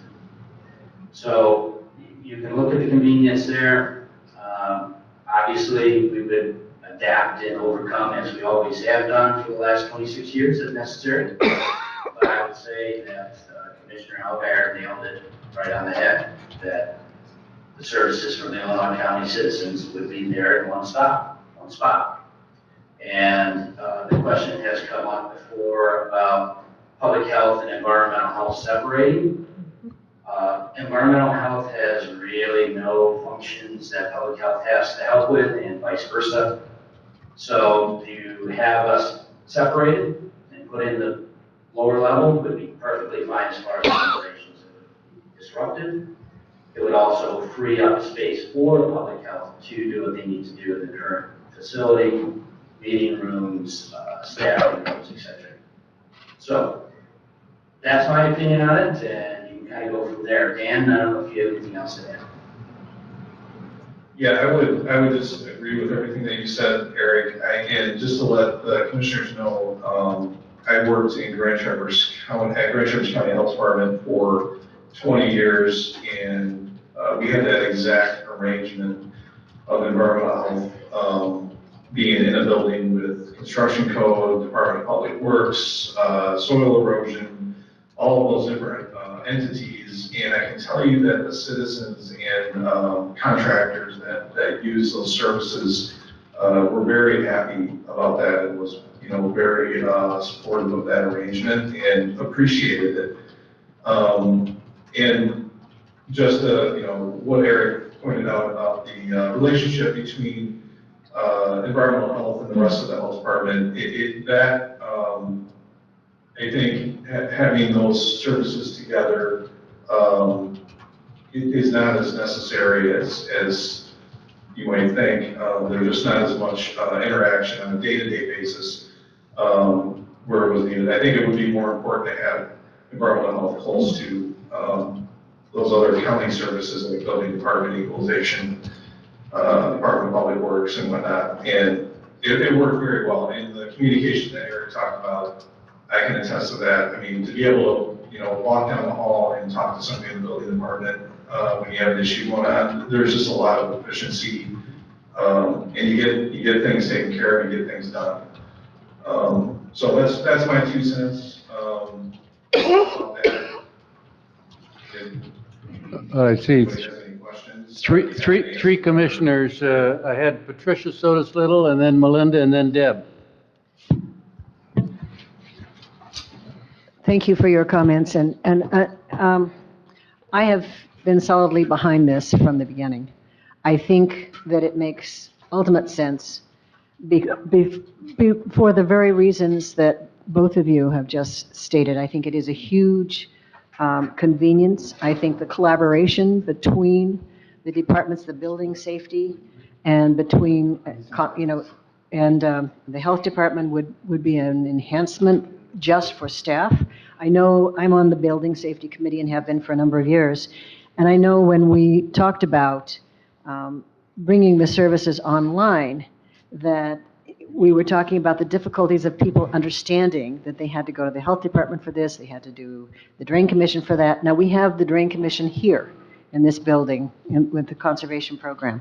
So to bring in the one missing piece makes ultimate sense. And I don't think we're going to lose any value of that space, because if at some point in time environmental health moves out to be in a new facility, that space could be utilized by other people. The offices are already created. So I don't see a downside there. I do think, the one consideration that has to be thought through carefully, there is a lot of stuff downstairs. Some of it, though, are records that need to be in a controlled environment. So maybe we rethink how we utilize some of that space downstairs to be able to accommodate that. I'm not sure, but I would think it could be worked out. That space where the records are, we're not talking about that space. So that's not even affected. No, it's just that's the space not where the part stuff of- is. yeah. That is not part of the formula. So I think as long as the records are protected, and we're looking for another spot to put the rest of the things. Yes, it's a minor. Well, maybe it's more than a minor inconvenience on a rainy day, but at least you are using the space, high-cost space, for what it's intended for. So I'm all for this. Thank you. Melinda? Well, it amazes me that in one breath we'll have commissioners say we shouldn't be micromanaging our departments, and then the next we think we can judge what they need to store and they don't. I think our employees know what they need to store. And I think it's going to be more than a minor inconvenience in the winter, which is 6 months up here in northern Michigan. We are in an age where our citizens, to provide a service, do not need to come to your offices. I don't even know the last time I ever had to go to the health department for anything. It's all done online. We hear from our contractors all the time how glad they are that we're all online now. They don't even have to come up here. So all of that can be online. It is up to you to go out to do those services to them. So, you know, in a rare instance, maybe, but I can't think of anything, unless you're not getting up to speed in the year 2022 to do all that online. That's really not necessary. There might be some convenience for you. Yeah, you can walk down the hall with a cup of coffee and catch the drain commissioner. Even that can be done through telephone and texting and online, etc. You know, you mentioned you think you're going to provide a big hub of all Leelanau County services here, and we cannot. We've got our Secretary of State in Suttons Bay, our Road Commission is in Suttons Bay, and our DPW is in Suttons Bay. So already our citizens, they can figure it out. Our citizens are pretty smart. I really don't think it's going to be much of an inconvenience for them to have to figure out how to get these permits and how to get these services. They're pretty smart. So this is all just you know, this maybe is an easy out for you, but I'm adamantly opposed to it. Deb, and then I have a suggestion on how to proceed. Yes, I was also going to point to the changes that have occurred in our technology for communication. We do it every day. We Zoom. You can talk face-to-face. You can email. You can text. You can telephone. As Melinda mentioned, our construction codes department now has gone to an online service system for our citizens' convenience.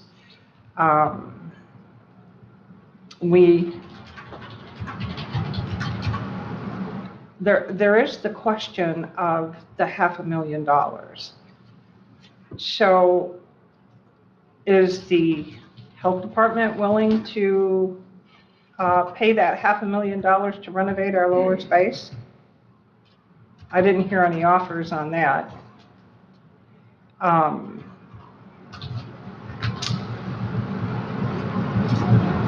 So the argument that you pose for convenience for the citizens, it doesn't hold water for me. The convenience for a citizen is when they can go to their computer and do everything online. That's the convenience for the citizens. They don't have to get in their car. They don't have to spend money on gas. They can do everything online. So I would suggest maybe you change the way you do your process to make it a little bit more convenient and it's more cost effective. So for me to entertain the idea first would be you guys putting $500,000 on the table for us to renovate. But before I offer my suggestion, I'll let Dan and Dodie respond to that. I just want to, you know, you're bringing up some good points, and we certainly have moved in that direction of doing more things online, virtually, and that works for a lot of people. For some people, it doesn't work. It works really good for when people want to apply for a permit, but you know, sometimes there's other things that are needed, like blueprints or, you know, coming to actually pick up the physical permit. And so you're right, some of those things can be done through mail and communication can be done online. I put value in face-to-face interactions. Of course, I say that being on Zoom right now, but anyways, you know, I do, but I totally understand where you're coming from. And to the point about the $500,000, I would just, with that, I don't know that there's been any bids based on those plans, and that was an estimate from the architect. So I don't know, I mean, is the 470,000 or whatever, I mean, is that really the number? I don't know. I would say some of this decision, some part of this decision maybe could be after there was a competitive bidding process to actually give, real numbers to see what we're, really talking about if we want to move forward and get to that point. So I mean, that would be my suggestion there as far as, what the health department can contribute. I'll let Jody speak to that. Well, yeah, we have to remember we're a district health department serving both Benzie and Leelanau counties. So I can't give you a definite figure how much the health department could contribute, but we would be willing to contribute some of that. How it's structured, at least, it can be yet to be determined. The health department, Commissioner Bonnet who served on the Board of Health, brought this to us. We didn't bring this up. This was just one option that was brought to us since phase meetings. So, certainly we can work with each other, but, and put some money in, but I can't give you a definite amount. Thank you. Well, we've been talking about this for 12 months, and I think our administrator needs some direction. And we have a fairly evenly split board, I think. Rick Robbins is not here today. I suggest that we add this to the November agenda and we try to make a decision on a direction for our administrator to move forward on, whether it's to go out for a more formal price, or whether it's to negotiate with the health department, whether it's to do nothing. We need to make a decision because we've talked about this a half dozen times in the last year. Gwen and Patricia and Deb and anybody else after. I'd like that idea. We do need to get off square one. I would like to know, in the last year, have you found any other options? Deb mentioned, there's a lot of space opening up, or someone did. Do you have any other sites in mind at this point? I know that we kind of informally, not with the help of a realtor or anything like that, looked to see what was available out there. And there are some things available, but they tend to be, like in Graylingville, in that area, which I don't think really serves the citizens of Leelanau County if we're putting things, that type of services in that part of the county, because it's not centrally located. So if we're looking at being centrally located, there's really not, we didn't find any options that really stuck out. So nothing in Sutton's Bay, which is not central either, from my district. Not that I'm aware of. Now, things change in the real estate market every day. Could we engage a real estate professional realtor to keep their eye out? Yeah, sure, we could, absolutely. And, if depending on which direction, you decide to go, then we'll definitely be, working on that in the future if necessary. So I like that this is central. I do believe our job is to serve the people of Leelanau County, and this service would integrate operations for the people who live here. I think that has to be our focus. Patricia? Yes, I think location is really important. And I do know, because the Leland Township Board has been doing their search of commercial properties to find anything they could rent that would be suitable. And now they're trying to look to find property that they could maybe build because they couldn't find anything. And that's in Leland Township, which is Lake Leelanau or Leland, which you would want to be in the Lake Leelanau area because that's more central for what you do and serve. The one thing, I think going out for a bid should definitely be a possibility. When you look at those numbers, I find it hard to believe that those numbers will hold up, because we already have so much of the plumbing and electric and everything else in that space. So I don't understand why those numbers were so high. I can tell you, talking to the architect, talking to the engineer, and talking to two contractors, they think it's going to be about that cost. The Well, cost of square footage now to build 500. is almost 500 square feet, yeah. and that may be, but it would be worth going Yeah, out for bid to but we- find out. Okay, so what we've done so far, we have approved, and actually the health department has paid for half the cost of an architect Right. to do this plan. If we're going to go out for bids, we would have to spend some money to have them develop the request for bids proposal. Right. So we can talk about it in November. Right. But our contract with them was just to design it based on what Eric's needs were. Right. So if we wish to go out for bids, there's going to have to be some financial costs associated with that. Yeah, to refine and know exactly what you got. And that's going to be more than we paid originally, because when you go out to develop a request for proposal, it's much more complicated. You have to have every single detail in there. Well, So and I there's know gonna the be health some department costs. shared that cost with The you. first part, but Yes. if you wish to go out for bids, there will be costs. I just want you to know that. Melinda, and then, let's see, I think it's time to move on and put this on November. Well, I just want to point out that if we were going to look at something to be centrally located in Leelanau County, then that would be down at Sugarfoot. That's the central location of Leelanau County.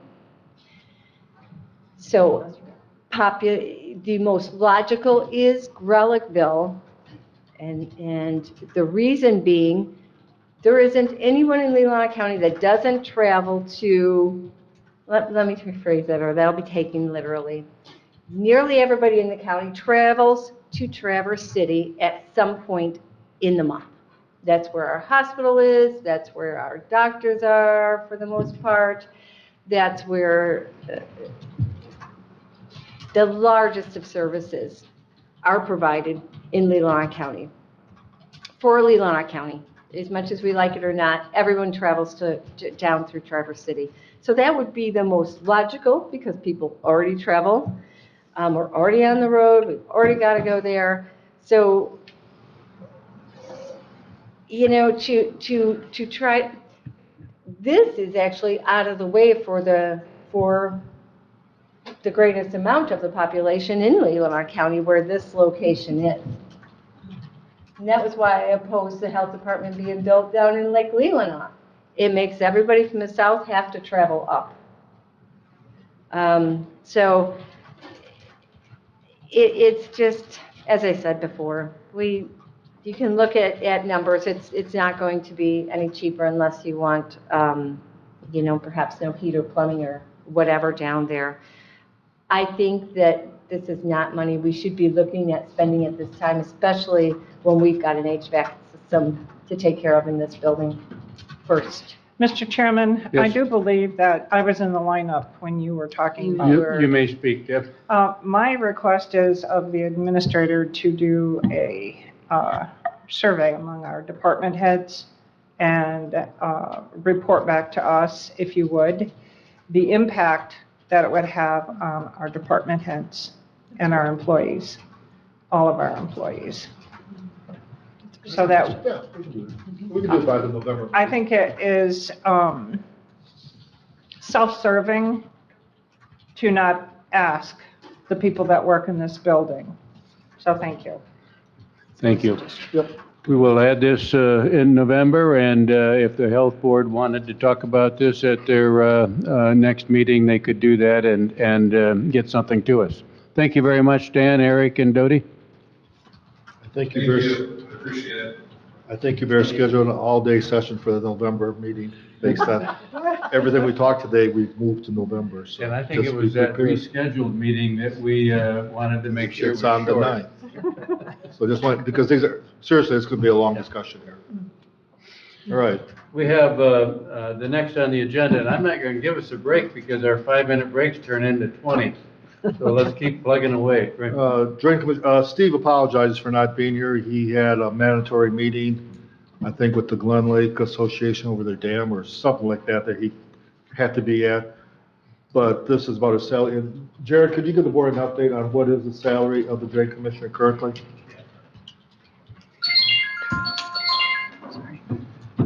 So for Steve, originally his salary for this year was about $15,480. With the 3% increase, that bumped it up to $15,944.58. In this current year, because of a little difference there, because we had prorated it, it ends up being $15,605.20 that will actually be paid this year.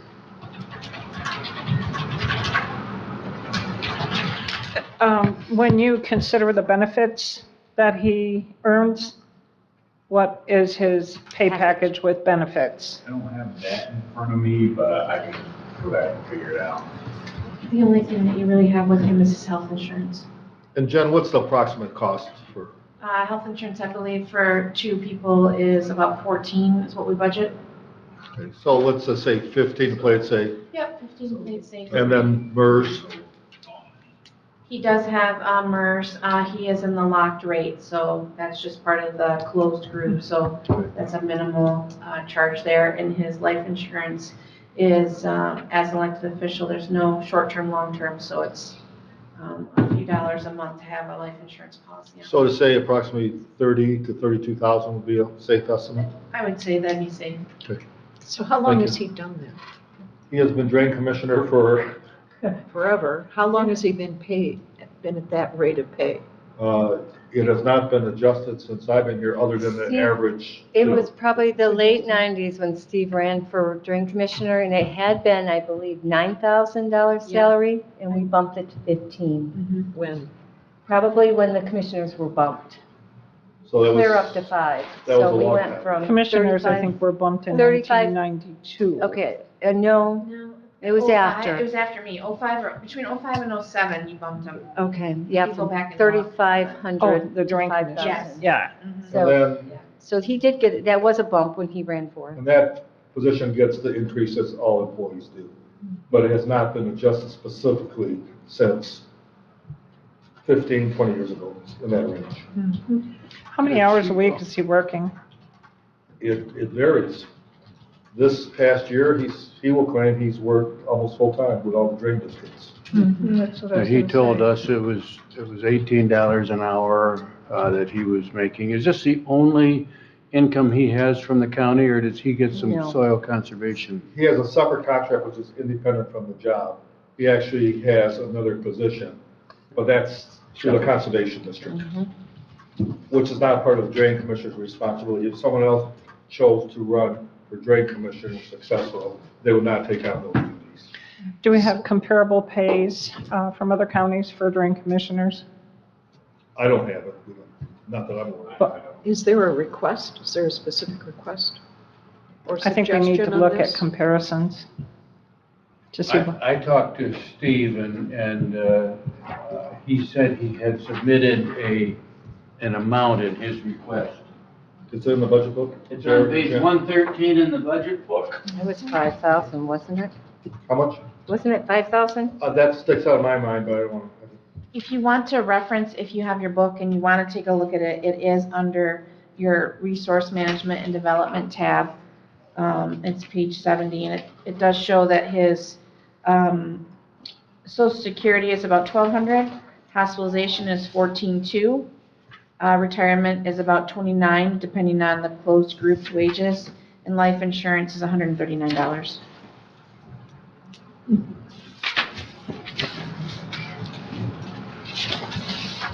I Maybe it was believe a his separate job has become a whole lot more complicated. And I think an increase would be warranted. But how do we know how it compares to other drain commissioners who have the same responsibility? I really think we need to take a look at that before we make that decision. So could you provide that for us, Chad? We can try, yeah. Okay. And add this to the November agenda? That would be a great idea. Boy, you're very good at doing that. Well, you know, Why don't we just add it to our next budget meeting instead? Okay. I don't know why we're adding it to our November meeting. It should be discussed at another budget meeting. We'll add it to the 19th budget meeting, which we've already added the administrator search and a couple other things. So that's going to be a tight one too, but we can try to do that. We can try. Sounds like we need another meeting. Well, we're talking about that too. Okay. And we do have the Grand Traverse salary study that Darcy put out. That might give us I'll see some. if Darcy can do them. The challenge is, some are part-time, some are three-quarter part, some are full-time. That's the So it's problem. really- This has always been. So what do you? Yeah, but it would be nice to know, I don't know what drain commissioners make in other districts, and are they handling, Drainage district that we're working on. like things? Yeah, Who don't know. knows? So, Yes, Melinda? This has always been a part-time position. Steve ran for it, was it 2 years ago, based on this salary. The problem is these drain districts that are taking so much time. I would have to question whether we should be spending so much time on these drain districts, or are some of them, something that could be taken care of themselves, rather than Steve spending his time on these. But when you look at this part-time position and full benefits, I think it's fair. I think it's a fair salary. Because it's the same whether he shows up for work or not. It's an elected position. Anybody else? Patricia? Since he's an elected official, and we have other elected officials, one of the things to look at is if those positions were part-time, cutting their salaries in half, how does his salary compare to those salaries if he's doing a full-time different position? job descriptions. Yeah. True. Same as theirs. But everybody has Because a different job His description. was 9,000 when they were, much larger.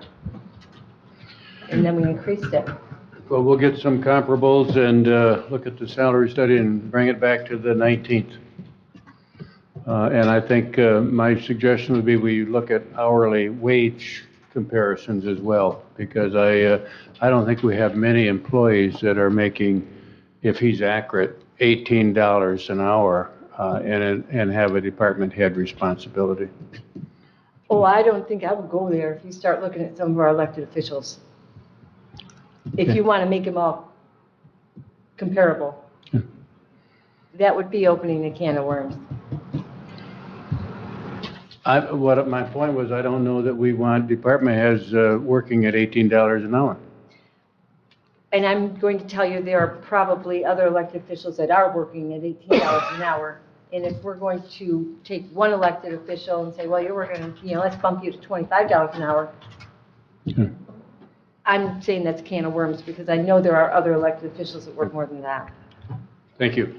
We'll revisit that on the 19th. But if we want to do that, I'm sure that would be quite all right All right. with them. On a topic that I think we all agree on, the Wi-Fi, public Wi-Fi here. We're not there yet to agreement. Well, but I think we all agree that we need to upgrade our public Wi-Fi But we like your system, optimism. right? I can tell you personally, I've tried it.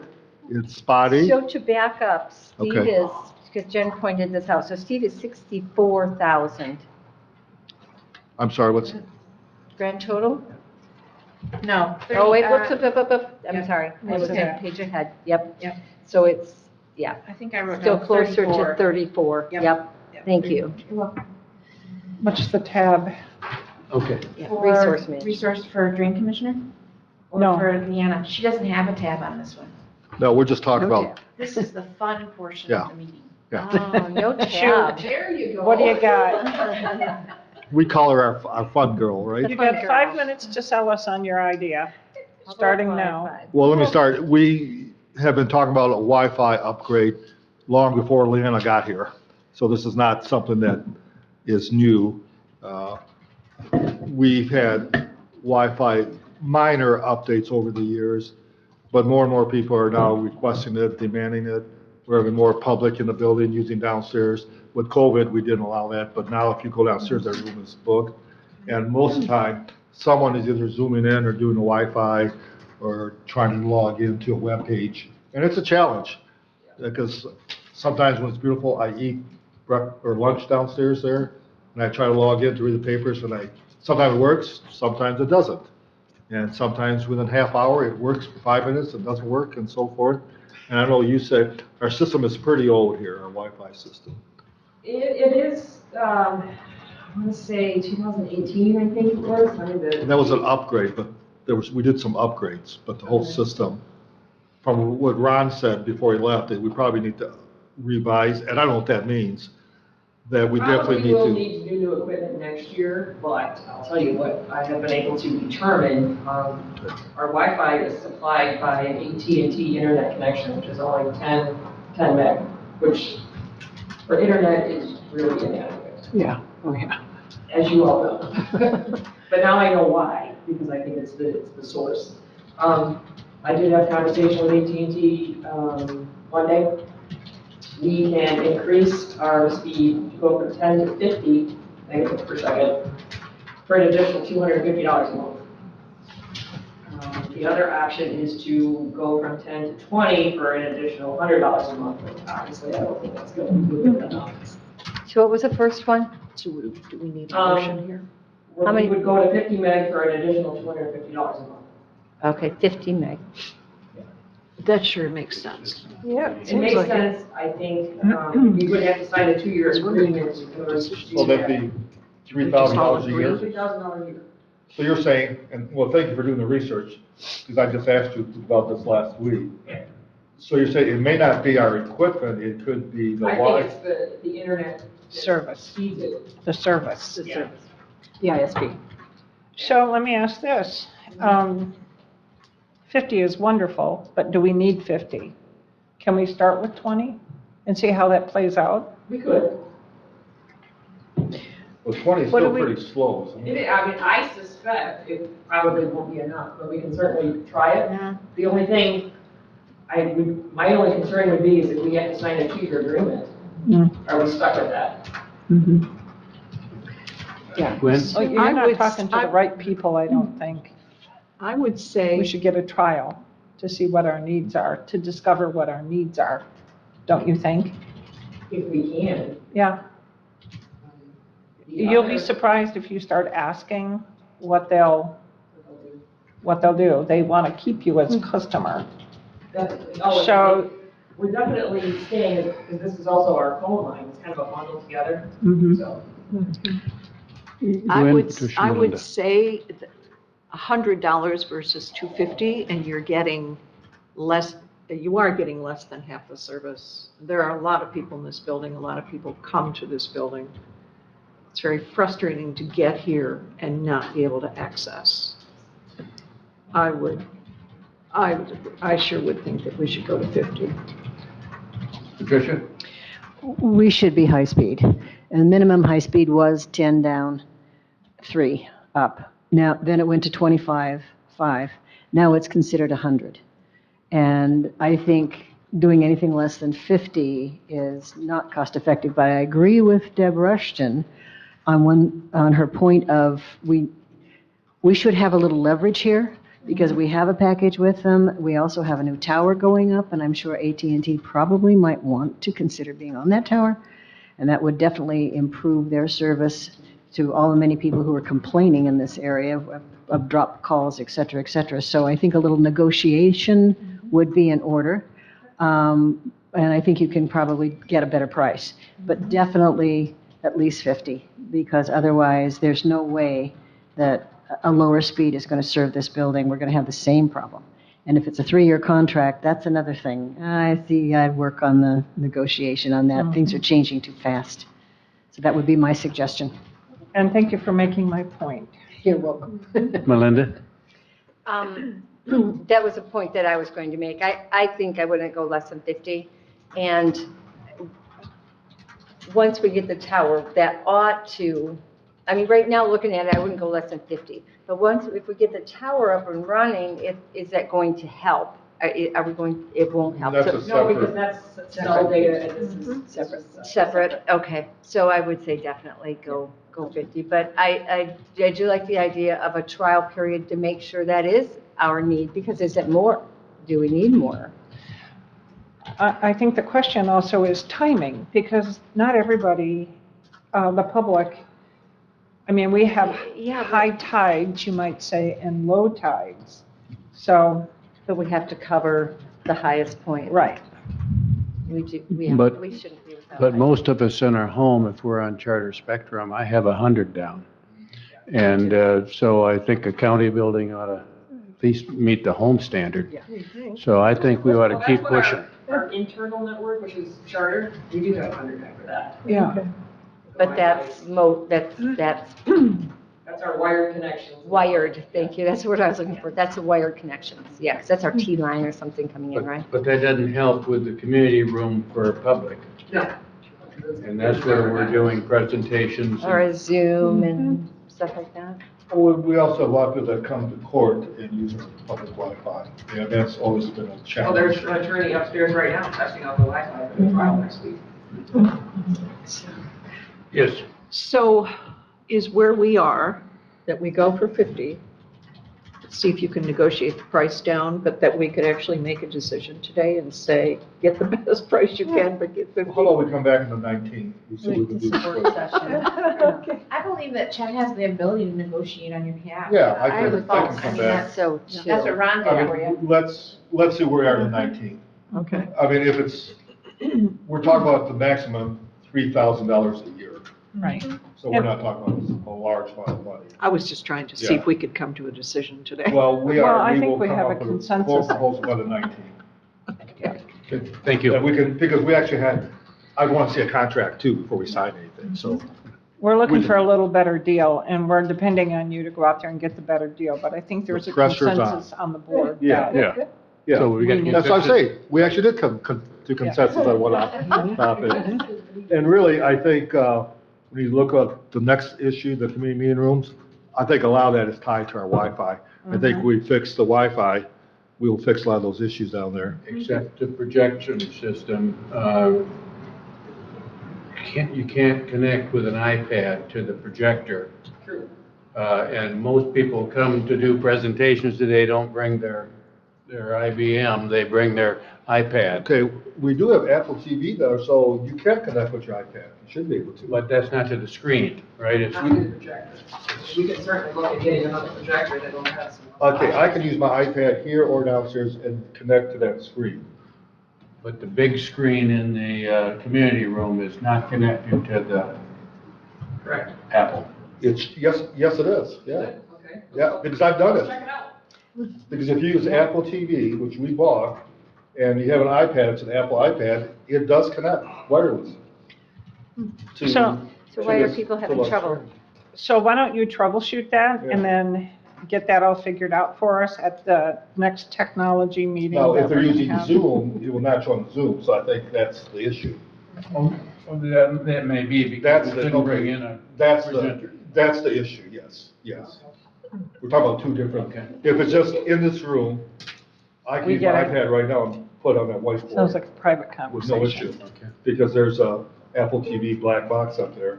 We purchased an Apple TV black box several years ago downstairs for that reason, but it's just before the Zoom Okay. thing, so I think we're talking about. So we want to be able to do the Zoom down there. We want to be able to bring it. And we also had talked about more screens in here. We talked about that. Maybe some drop-down screens for the public and maybe get rid of that, because we could have something come up and get rid of that. The problem is, before Zoom, we were broadcasting on the whiteboard and everyone in the room could see everything. But now, because we're using Zoom, not everyone can see the whole projection, so that is an issue. But that What if we isn't just- ideal. What if we just had another one of those and that one faced that way? Oh, two of those instead of one.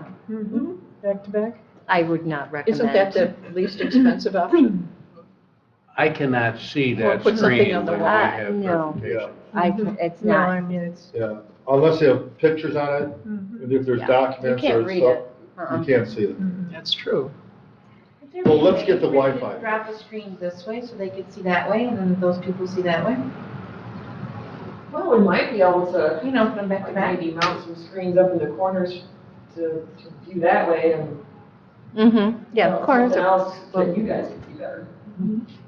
Let's take care of the Wi-Fi first and then talk about the next step. To see, And what the hot topics. But we Well, do need Zoom this doesn't sound like a downstairs. big fix, why don't we? no, that's, why don't I do think it we all? can come up with a plan, and Yeah. it doesn't have to be part of the budget process, that's what I'm saying. And we need Zoom November. downstairs. November, Chet. how about in November. Good idea, Jennifer. So Jen, will the Jen, you're minutes, always thinking. will the minutes reflect we want higher speed, we want Zoom downstairs, we want screens up here, and we want the Wi-Fi fixed? Yes, all by November. how about- All by October 19th. Yep. Leanna, Yeah, no, miracle no, worker. Oh, no, not at all. Good. Good. Thank you. Thanks. Did you get all that? I think so. Okay, great. I have a list of things to do. Now go take care of it. Thanks, Leanna. You're welcome. Have a great day. You too. We can do the tower update? Yeah, let's do the tower first. Matt had a meeting to go to, he's not here, but he gave me an update, and there's a site located in Leelanau Township that he thinks will work. Todd and I actually met with the township supervisor and Matt last week. We're assuming the cost would be comparable to this tower, because we just got bids here shortly if we do it. The question is, where does the financing come from? We don't have any money to build a second tower in the Northport area. We don't have that budget anywhere. So where would we get approximately 400, comes from 400 and, Kevin, you want to talk about it? Yeah, I would say $460,000 for this tower. We're not at the point where we've got to make a recommendation yet, but if we're looking at tower, and that seemed to be a priority for everyone, where do we get the 400-some thousand there? It could be, at some point, there are going to be ARPA funds available. The money's there. And some people are saying it'll happen after November election. There's an Office of Technology, I don't know the exact name, My high. Yeah. that at some point they're going to get a substantial funding, and we'd be ready to go because we have the specs from this tower. We know the cost, we have the RFP ready to go. So if there was an opening for proposals, we could submit one very quickly. But at some point, I think everyone agreed that this is a priority to get coverage out in Leelanau Township, but at some point, we're going to have to come up with the funding for it. Is the tower height the same? Yes, 190. Okay. For me, the $500,000 that y'all propose on renovating the basement, I think the tower in Leelanau Public service. has a much higher need, because as we have talked about, when our citizens drive out to that part of our county or visitors and somebody has a heart attack, they can't pick up the phone and get 911 for medical service. Patricia? Does the tower fund, I know we transferred some money out of the tower fund to go to MERS or somewhere else, but does the tower fund have sufficient dollars? No, okay, so that's not an option. If it was a tower you could do over like a 1 to 2 period, yeah. Your revenues come in, Yep. and you're gonna have new increased revenues that Matt hasn't given myself or Jared yet for the next years to come, but I would think that if you can get some ARPA funds for this. Yeah, it would be the way to go, yeah. Yeah, we do anticipate some revenue from that tower. Yep. But we can't count on that, just like with this tower. I'm sure there'll be great interest, but everyone's waiting for a tower to be constructed first. No one wants to play their hands first. So has there been interest in companies putting equipment on this tower? Absolutely. I mean, as you remember, this tower was first proposed by Verizon, they were willing to pay for it because they wanted to generate the revenue. And so I'm sure there will be revenue coming in, but on a short-term cash basis, we build a tower, we have to pay for it. We know we've got some money coming from the township. The township sent a letter saying that they'd build some support in their next year's budget for this. The other, and the positive thing is, actually, the Cherland Electric contacted me when we started this process. In their plans, they were going to build a tower in that area anyway. So they approached us. Matt and I met with Tony Anderson and his staff about jointly doing this project together, and they are willing to allocate some funds. I don't know if that's 50%, 20%, we don't know yet. We said we'd meet again once we had a specific site located to see if that would meet their needs. So there is potential for this to be a joint partnership with Cherryland Electric. Gwen and then Deb. So I think we need to look at all funding options for that. It is important, obviously. If some company would be willing to pay for it, that's also a very real option, even though we wouldn't be making money on it. If somebody's willing to pay for it, but we have to remember District 6, guys, when those MyHigh funds come through, I have people down there who have nothing. Those that offered to build a tower was for this tower, not for the Leelanau tower. But maybe somebody would be willing. Well, Cherryland Electric We'll may pay be for half. interested in partnering with us because they have In our needs service territory. in their service area. The question is going to be, 6 is not is service the territory. location that we pick, would that also serve the needs of Cherryland Electric? It probably will, but we're not to that point yet. Matter of fact, after our meeting last week, Matt and I are going to meet with the director of Cherryland in the next couple of weeks to give them an update and to see if the proposed site is one that would suit their needs. One of the challenges in Leelanau Township is they will not install landlines north of Northport either. So if you don't have cell service and you don't have a phone, I guess a short wave. Are they maintaining the landlines that are there? They are maintaining, they just don't add on. Except that I've got friends on Gills Pier, AT&T notified them they're no longer maintaining their landline. Deb.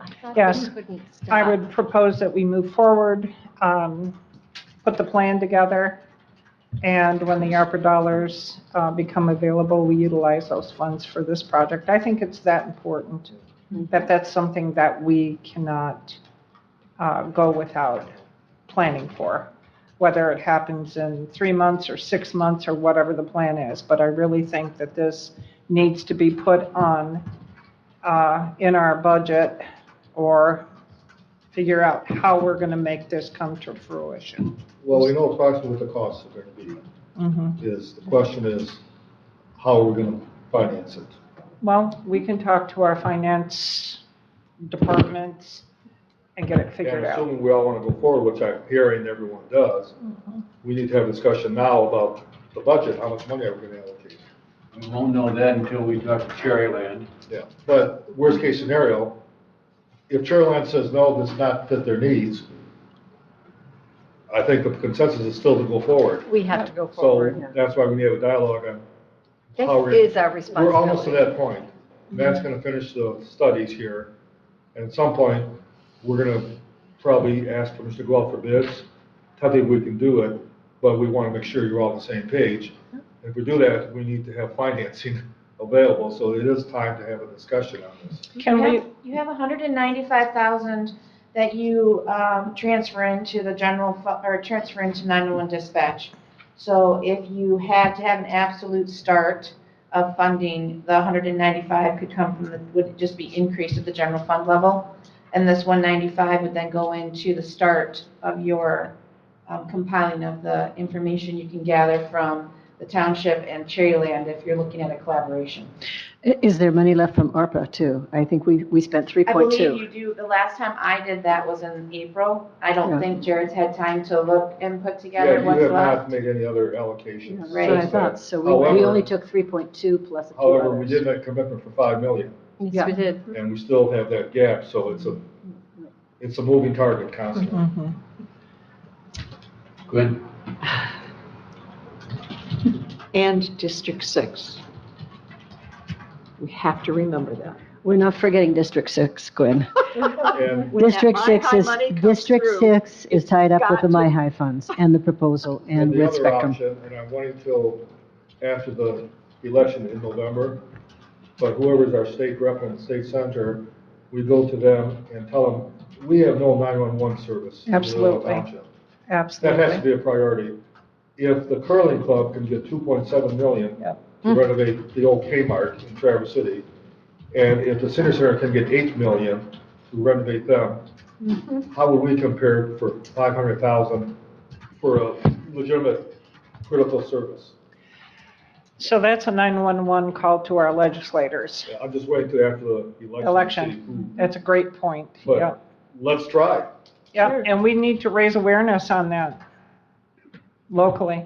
I don't think people understand the critical need out there. Correct. But if I'm a state senator or state rep and I hear that my district does not have 911 coverage, Where's Eric Carlson on this issue? well, we really haven't had major discussion. Melinda? Thank you. Okay, so I'm had my hand up, I'm going to go back to Jen. You said the 195,000 we're going to transfer out to 911 for dispatch. Yes, that's what's proposed for 2023. Okay, So if you did not, you'd still be using your general fund, so you'd still supplement. okay, so you're basically saying that, Take the 195 and transfer it to your capital tower project. okay, but we still have to come up with 195 for dispatch, Correct, and you'd increase your transfer out from the general fund. general fund. So why would we go that roundabout way? Why not just pull it out of general fund if we have it available in general fund? Yeah, typically in the history of it, I like to see, or we have in the past, like to see it move from the tower revenues to create new towers. That's the momentum you've had. You've had a tower fund. I see what you're saying. And So then we've got a capital better improvement. track record of Yes, where. yes. You've we're never spending built those a tower out of this fund. Right, right. Okay, so we would take that, but we still would have to come up with that. Yeah, so For basically the dispatch. 195 you'd look at is you would be going into your fund balance forward to look at that. Or as Jared and John said, your L429 next May, if you have additional revenue that is not projected to balance your budget now, you could utilize those funds as well. But you would have to increase your fund balance forward to do that for 23. You know, I just don't, we, Or you wait until after November and see what 23 brings, you know? I mean, it sounds like you've got collaboration going on. I'm just more concerned what like 23 and 24 are going to bring to us, you know, in just outright expenses to do county business, you know? Yeah, So that's my bigger concern when we start, I mean, this is definitely, I'm like Deborah, we've got to do this. This is Matt's responsibility. We've got to get 911 service up to that township.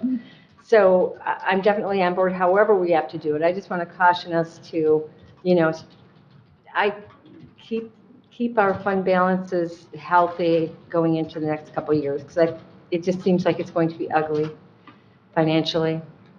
Even if we are lucky to get some increased revenue, I think it's going to be close. While I do want to publicly thank Brandon Malone and the Road Commission. I put it in my update Friday, but this is a public road with new tower, and originally to get the permit, they required us to have there's a 10-foot path that goes from the road to the tower that no one's going to drive on. The original, by their standard, they ruled it as commercial, so we need to have it paved and guttered, curb, and so forth. And no.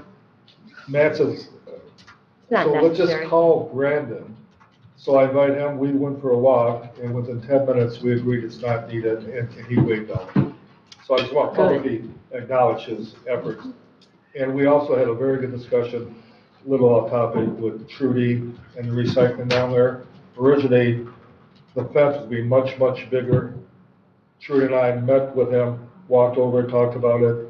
It's a great community service, and they reduced the fencing by about 50%, which saved us some money. So I want to just compliment Brandon for being flexible and working with us and trying to do what's best for citizens of Leelanau County. That's always not been the case with the Road Commission in the past, but Brandon's been very good to work with. I just want all of you to know that. It's refreshing to know that we've got somebody that uses common sense. Well, and also, I'll just note that you don't have to do it, even though it's a commercial lot, because that was the whole curb and gutter committee that put together the new policies that they're following. And I agree with you, Brendan has been outstanding to work with. But people don't know that yet, that they don't have to do the curb and gutter just because it's in commercial. So anyway, If we, We didn't realize that.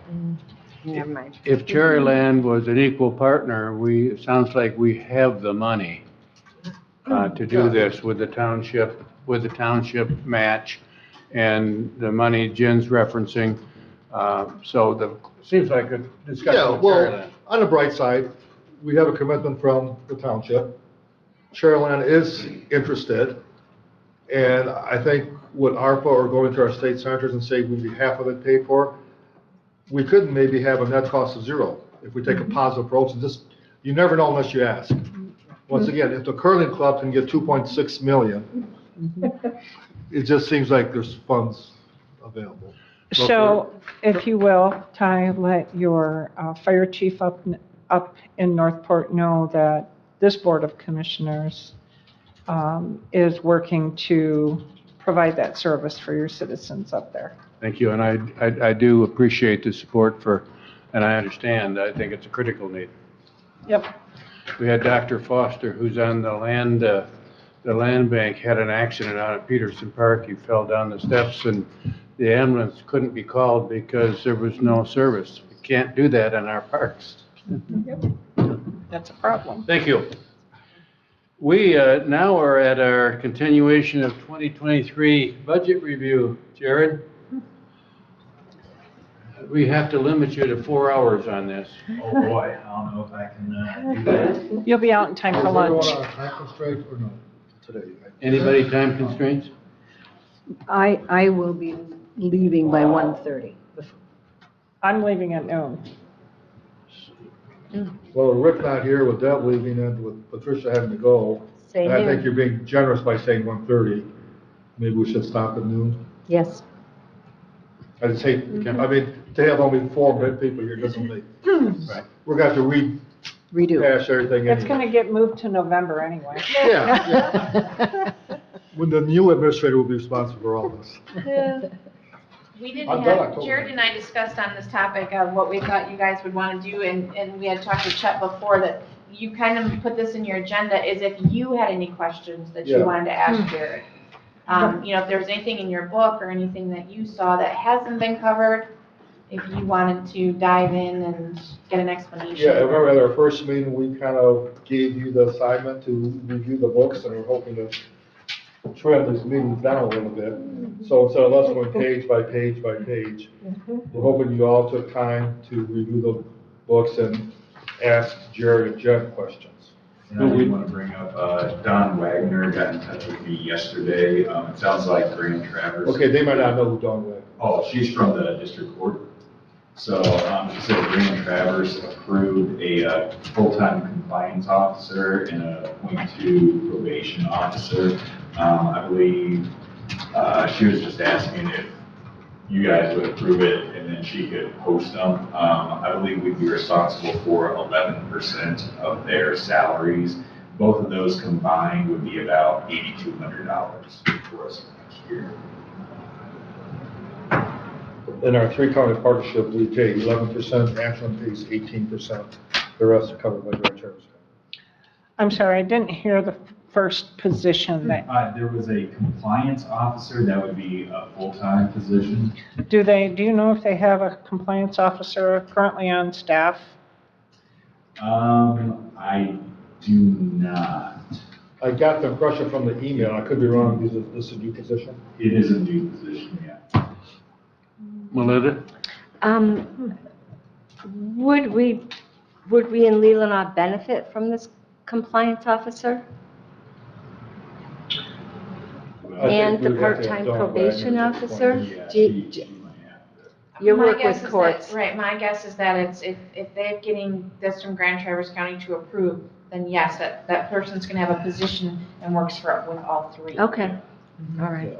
Yeah, not just Grand Traverse, otherwise they would just deal with that there. They We're would in separate we're it in a out? 3-county partnership. Yeah, So this would be got part that of part. We don't want to assume that. No, we so don't, should but get- if, with the numbers that Jared showed me the other day, it's definitely, Grand Traverse has their cut, we have ours, and Antrim has theirs. Okay. And Grand Traverse has already said yes, and so when Jared and I were discussing this, it's typically we don't say no when they've already at Grand Traverse said They've yes. already approved. So I would, yeah, well, that being said, I would like something, some kind of an explanation from, like, what is the job description for the compliance officer? We already know what, it's a probation officer was the other half-time, we know what they do. So what would her idea be of the services that would So I be think, provided Sharon, to you'd me? like to have Donna Wagner come in. Or just give it to us in writing, tell me what this compliance officer is going to do for us, Yeah, I'll give it the email. for portion of the 8,200, I'm just curious. Yeah. And And then I want to she know. could be available by Zoom in one of our meetings. So you want to drive all the way to Traverse City. So you'll get that. I'll contact her about those, yes. We also didn't address the Sharon Greenland request. She was here today, but, we've typically given Family Coordinating Council $12,000 a year. The team that you had to start this process in June did plug 15,000. Oh, it is 15? It is already in there. Okay, Mhm. then we. If you wish to keep it though, If that's you wish the to keep decision. it that way, that's. Yeah. I think that's fair. Deb? I think Sharon provides a vast array of services through this organization, so I would support that. I would too. Anybody else? I would support that.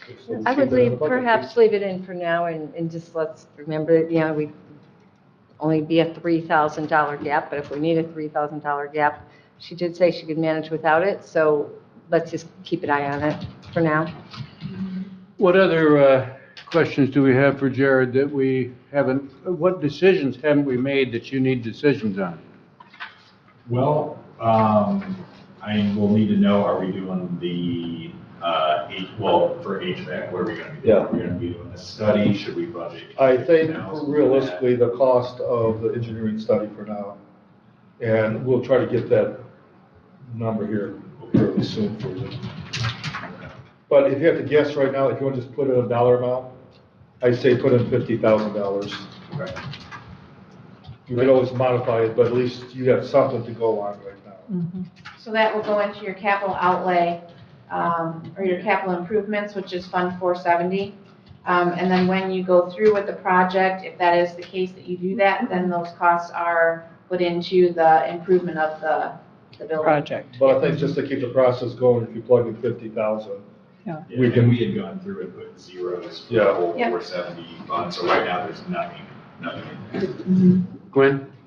An issue that we have not dealt with all year is the discrepancy in our senior services department head salary. I'd like that to be looked at our next meeting. All department heads? No, the senior services is way out of whack with other department heads. I think we need to look at that, and we've been putting it off for months and months and months.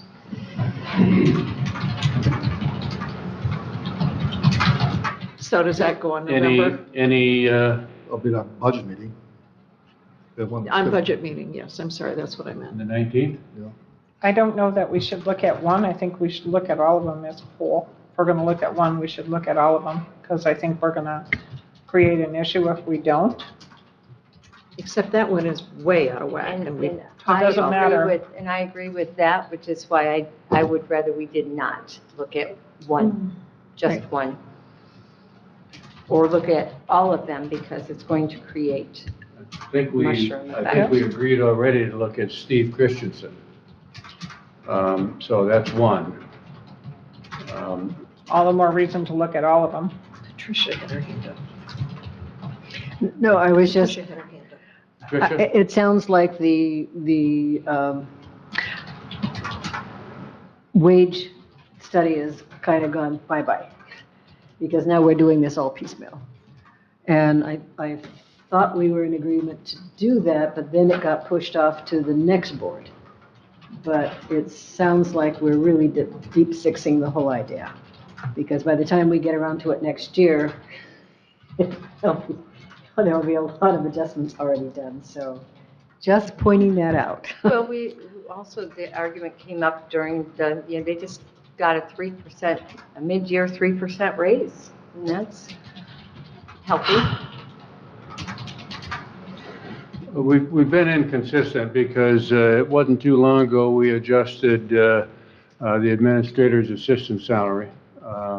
wages, and we, Laura's salary is not adjusted. oh, it was the, the Chiefs. deputy. Yeah, I just want to be clear. Yeah, deputy. Laura's Yeah. salary was not adjusted. And that was per attorney recommendation, though. But what I'm saying, we haven't been consistent. Well, that was attorney recommendation, though. He hasn't recommended we look at the others. No, we're doing this piecemeal, and if that's what this board wants to do, fine. But, I thought we were looking at a wage and salary study to do it comprehensively. We gave you 2 proposals and those were not accepted. I know. And So I we're going to think- do it piecemeal. And I think our administrator and our clerk recommended against a wage study because of the implications and the issues. And most department heads were not in favor because of the controversy. Deb and then Gwen. When we did talk about wage study, I reached out and asked Darcy to provide us with Grand Traverse County's wage study. Now, granted, they may not be exactly the same, but that gives us an idea. And our HR director went out and further gathered other information from other counties and what those scales look like. So it kind of gives us a baseline of, it at least provides us with baseline other counties are paying for those positions. So, and as Chet has told us time and time again, wage studies are costly. And even Grand Traverse County, when I talked to them about that, they said it was a waste of money. So I think can't Chet win is the that. one that told us that it can create more problems than it has value. I think that's correct, but I think it depends on how you do it and how you define it. I mean, the health department, it was incredibly useful for retention, and that's part of the problem. So, but I think it's a moot point. We've moved on beyond that. Well, I can tell you with senior services, we looked at this 4 years ago, and obviously a lot of things have changed. And there's no question April does a great job, it's very valuable. And if you want, we can have Darcy look at compatible salaries. But take the politics out of it, when we looked at it 4 years ago, she was above average pay for senior services directors. Now, that doesn't mean senior service directors are not worth more money, but we surveyed 10 counties, and I can try to find that from, I think, 2018, and actually she was above the average, because historically, and it could be our senior service director, commission agents do not get paid very well. They're usually the lowest paid county department head. And our survey in 2018 verified that. But do I we, think it's accurate, but those were numbers that came out in 2018. So I think I don't think just because other people pay women who Oh, had it's senior service departments They all were women. lower, I don't think that's something that we should be proud to be in. No. I'm just So, giving some background. I think you look at, I think you look at her budget, excuse me, I'm talking. Well, don't be Let's, being let's, section. let's, Excuse me. wait, Don't wait, wait, look wait. at the person. We got Look at 3 the person. commissioners talking. We need to look at her responsibilities and her budget and not her sex. That's my point. Stop looking at her sex. Look at the That was brought person. up. Anybody else? I would think we ought to ask Darcy to reconstruct that, and we ought to look at that on the I 19th. mean, maybe that's changed. Yeah. I would look at responsibilities and budget and staff rather than other senior service departments. and I agree with Gwen wholeheartedly. Let's not look at what other senior services directors are paid. It's like the early childhood field, it's like the education teachers field, people, I won't go philosophy. Some areas are underpaid and they shouldn't be. Let's look at what the department director does relative to her responsibilities and make a judgment and not base it on How about we get what others information do. on salaries, their budget, and staffing levels, supervision? Just generally, not senior services departments. Not talking about senior services. If you're gonna do all department heads, we need assistance, so we gotta bring someone else. We can't legitimately do that internally and look at, because like I use always the planning department. What Trudy does is so different than probably most planners. But if you just call and ask for salary of planning departments, Trudy does brownfield, she does land bank, she does remon, she does sign. I mean, there's a lot of, it's hard to compare. Well, this body did approve a HR person, and I think we've raised a question, we'd like more information, and it seems to me that the HR people ought to come back with us with the information. We, as a board, have to be very careful, I think, about setting salaries. But I think we can raise a question. We want the HR people to do a review for us and come back and say, we think she's overpaid, underpaid, or whatever. And then we'll see where we are. But I think we got to start with HR and the data that Deb's talking about, the data from Grand Traverse County and the data that you have. Because for us to sit here at the table and do it, I think we got to be careful how we do it. And so this has been an issue.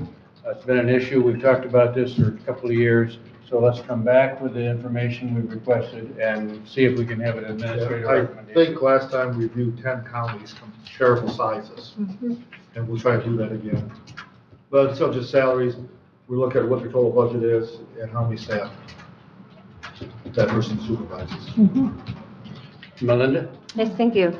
Thank you for that, Chet. That's what I'm looking for. I think it's very important that we do have to look at the whole picture. Otherwise, once again, we'll be opening a can of worms if we want to start just looking at all our department heads and elected officials individually and not based on what other counties are doing. We have got populations to look at, et cetera.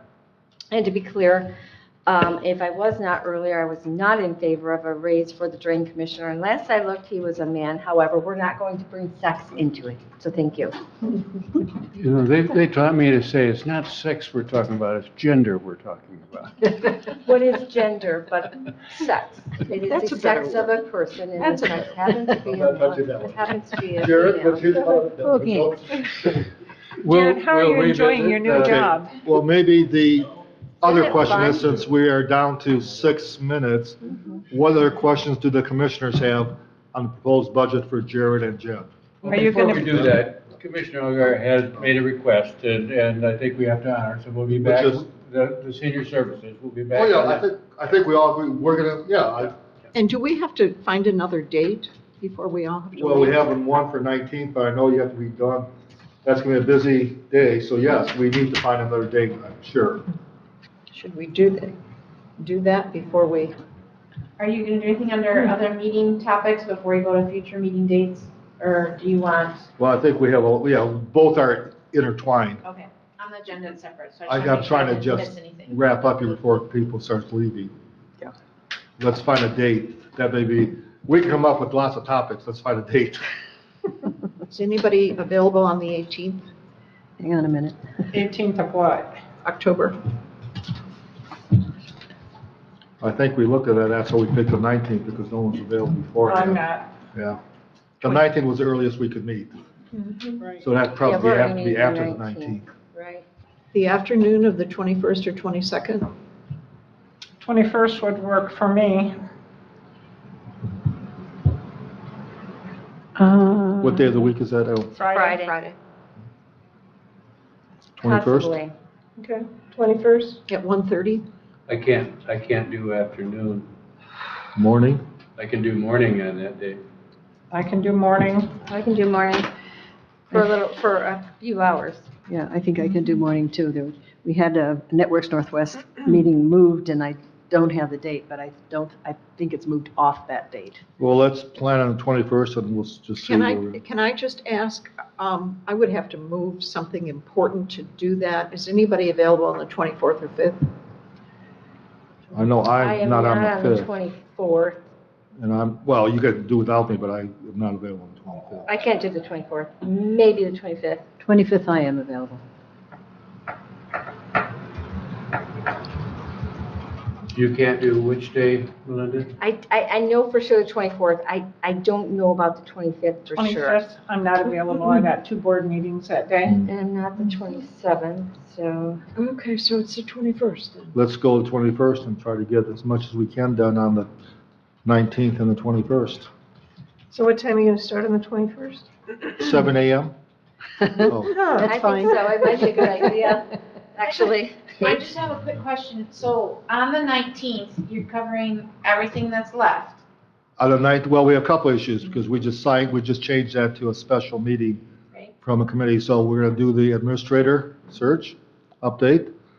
We're going to talk about finance department training proposal and then budget. So it's going to be a busy, I'm not sure how long it's going to take you on the administrator search and the finance director thing. Those are, I don't think those will be quick topics. No. I And think several you're of you- I don't think you're gonna need me, but I'm not here on the 21st. Well, we always need you, Well, but, Michelle can always sit in I my know, stead. but I just, but we always need you. so I didn't know what topics you'd be discussing, if you're gonna push that down the road after the 19th and pick a date, is all I was thinking. We don't have anything left for you. It's really just a decision. It's what you, Right. your And questions. really, it comes down to, sounds like what you do in November. Is The- how the we big budget topics are For November. D&W and how we budget. I mean, that's what I'm seeing, but I'm just sitting here listening. What we could do is schedule 21st and see where we are at the 19th. But I got a feeling you're going I to think need we're the gonna need 21st. it. I have a feeling we will not get to budget on the 19th. I don't think so either. I don't either. If we do, it'll be a short meeting. So Because I don't think- know So a say couple of the, you have to leave, right? You have a, Rick and Gwen need Yeah. to leave it. the task force for the detention center is meeting at 3 o'clock that day in Traverse City. so 2 is the latest. And they meet once a month, and that's their meeting. So we'll put the 21, we'll know that Jen won't be there. We'll start at 9, and can we go through till 1? Yeah, I don't know what you have on your agenda, further. so. Yeah. Or further, I I think we should can't. keep it open. I can't. We'll try to give you, comparisons on the drain commissioner. We'll see what we can do on the senior services. We'll look at the public Wi-Fi. But really, if you could come up with specific questions between now and then that maybe Jen and/or Jared could answer without meeting discussion, that'd be helpful. We may have a Northport Tower update too. That's iffy though. But I think we're getting pretty close to wrapping up the process. But please, if you have questions, if they're generic questions enough that not everyone needs dialogue with, feel free to call one of these two and get that answer. And then we can send out to everyone if there's something that impacts all of you. But we are trying to wrap up this process. I think we're making good progress. Did we say 9, the 21st, 9 to noon? Is that what you? 9 to 1. 9 to 1. Okay. Before we move on, John, you've been here all day. Do you have anything that we should have dealt with? Those are the works. Jared, do you have any questions? Or do you need any answers to any questions? Well, yeah, of course, but that'll be the 19th. Okay. Jen, can you think of anything we haven't talked about that we should? No, I think, if you meet on the 21st, I think then your next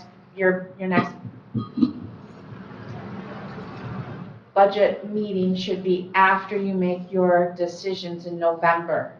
Yeah, Because you will project where those funds are gonna come from, because that's a pretty hefty price tag on Jerry's budget, which then affects everyone's budget.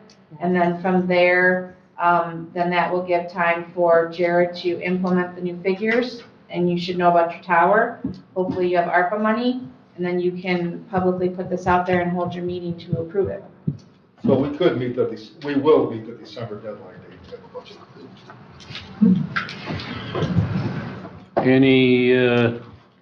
Anything else before we go to public comment?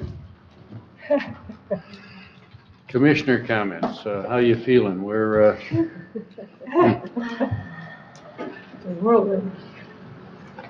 Commissioner comment? I think we're on the right path, moving forward.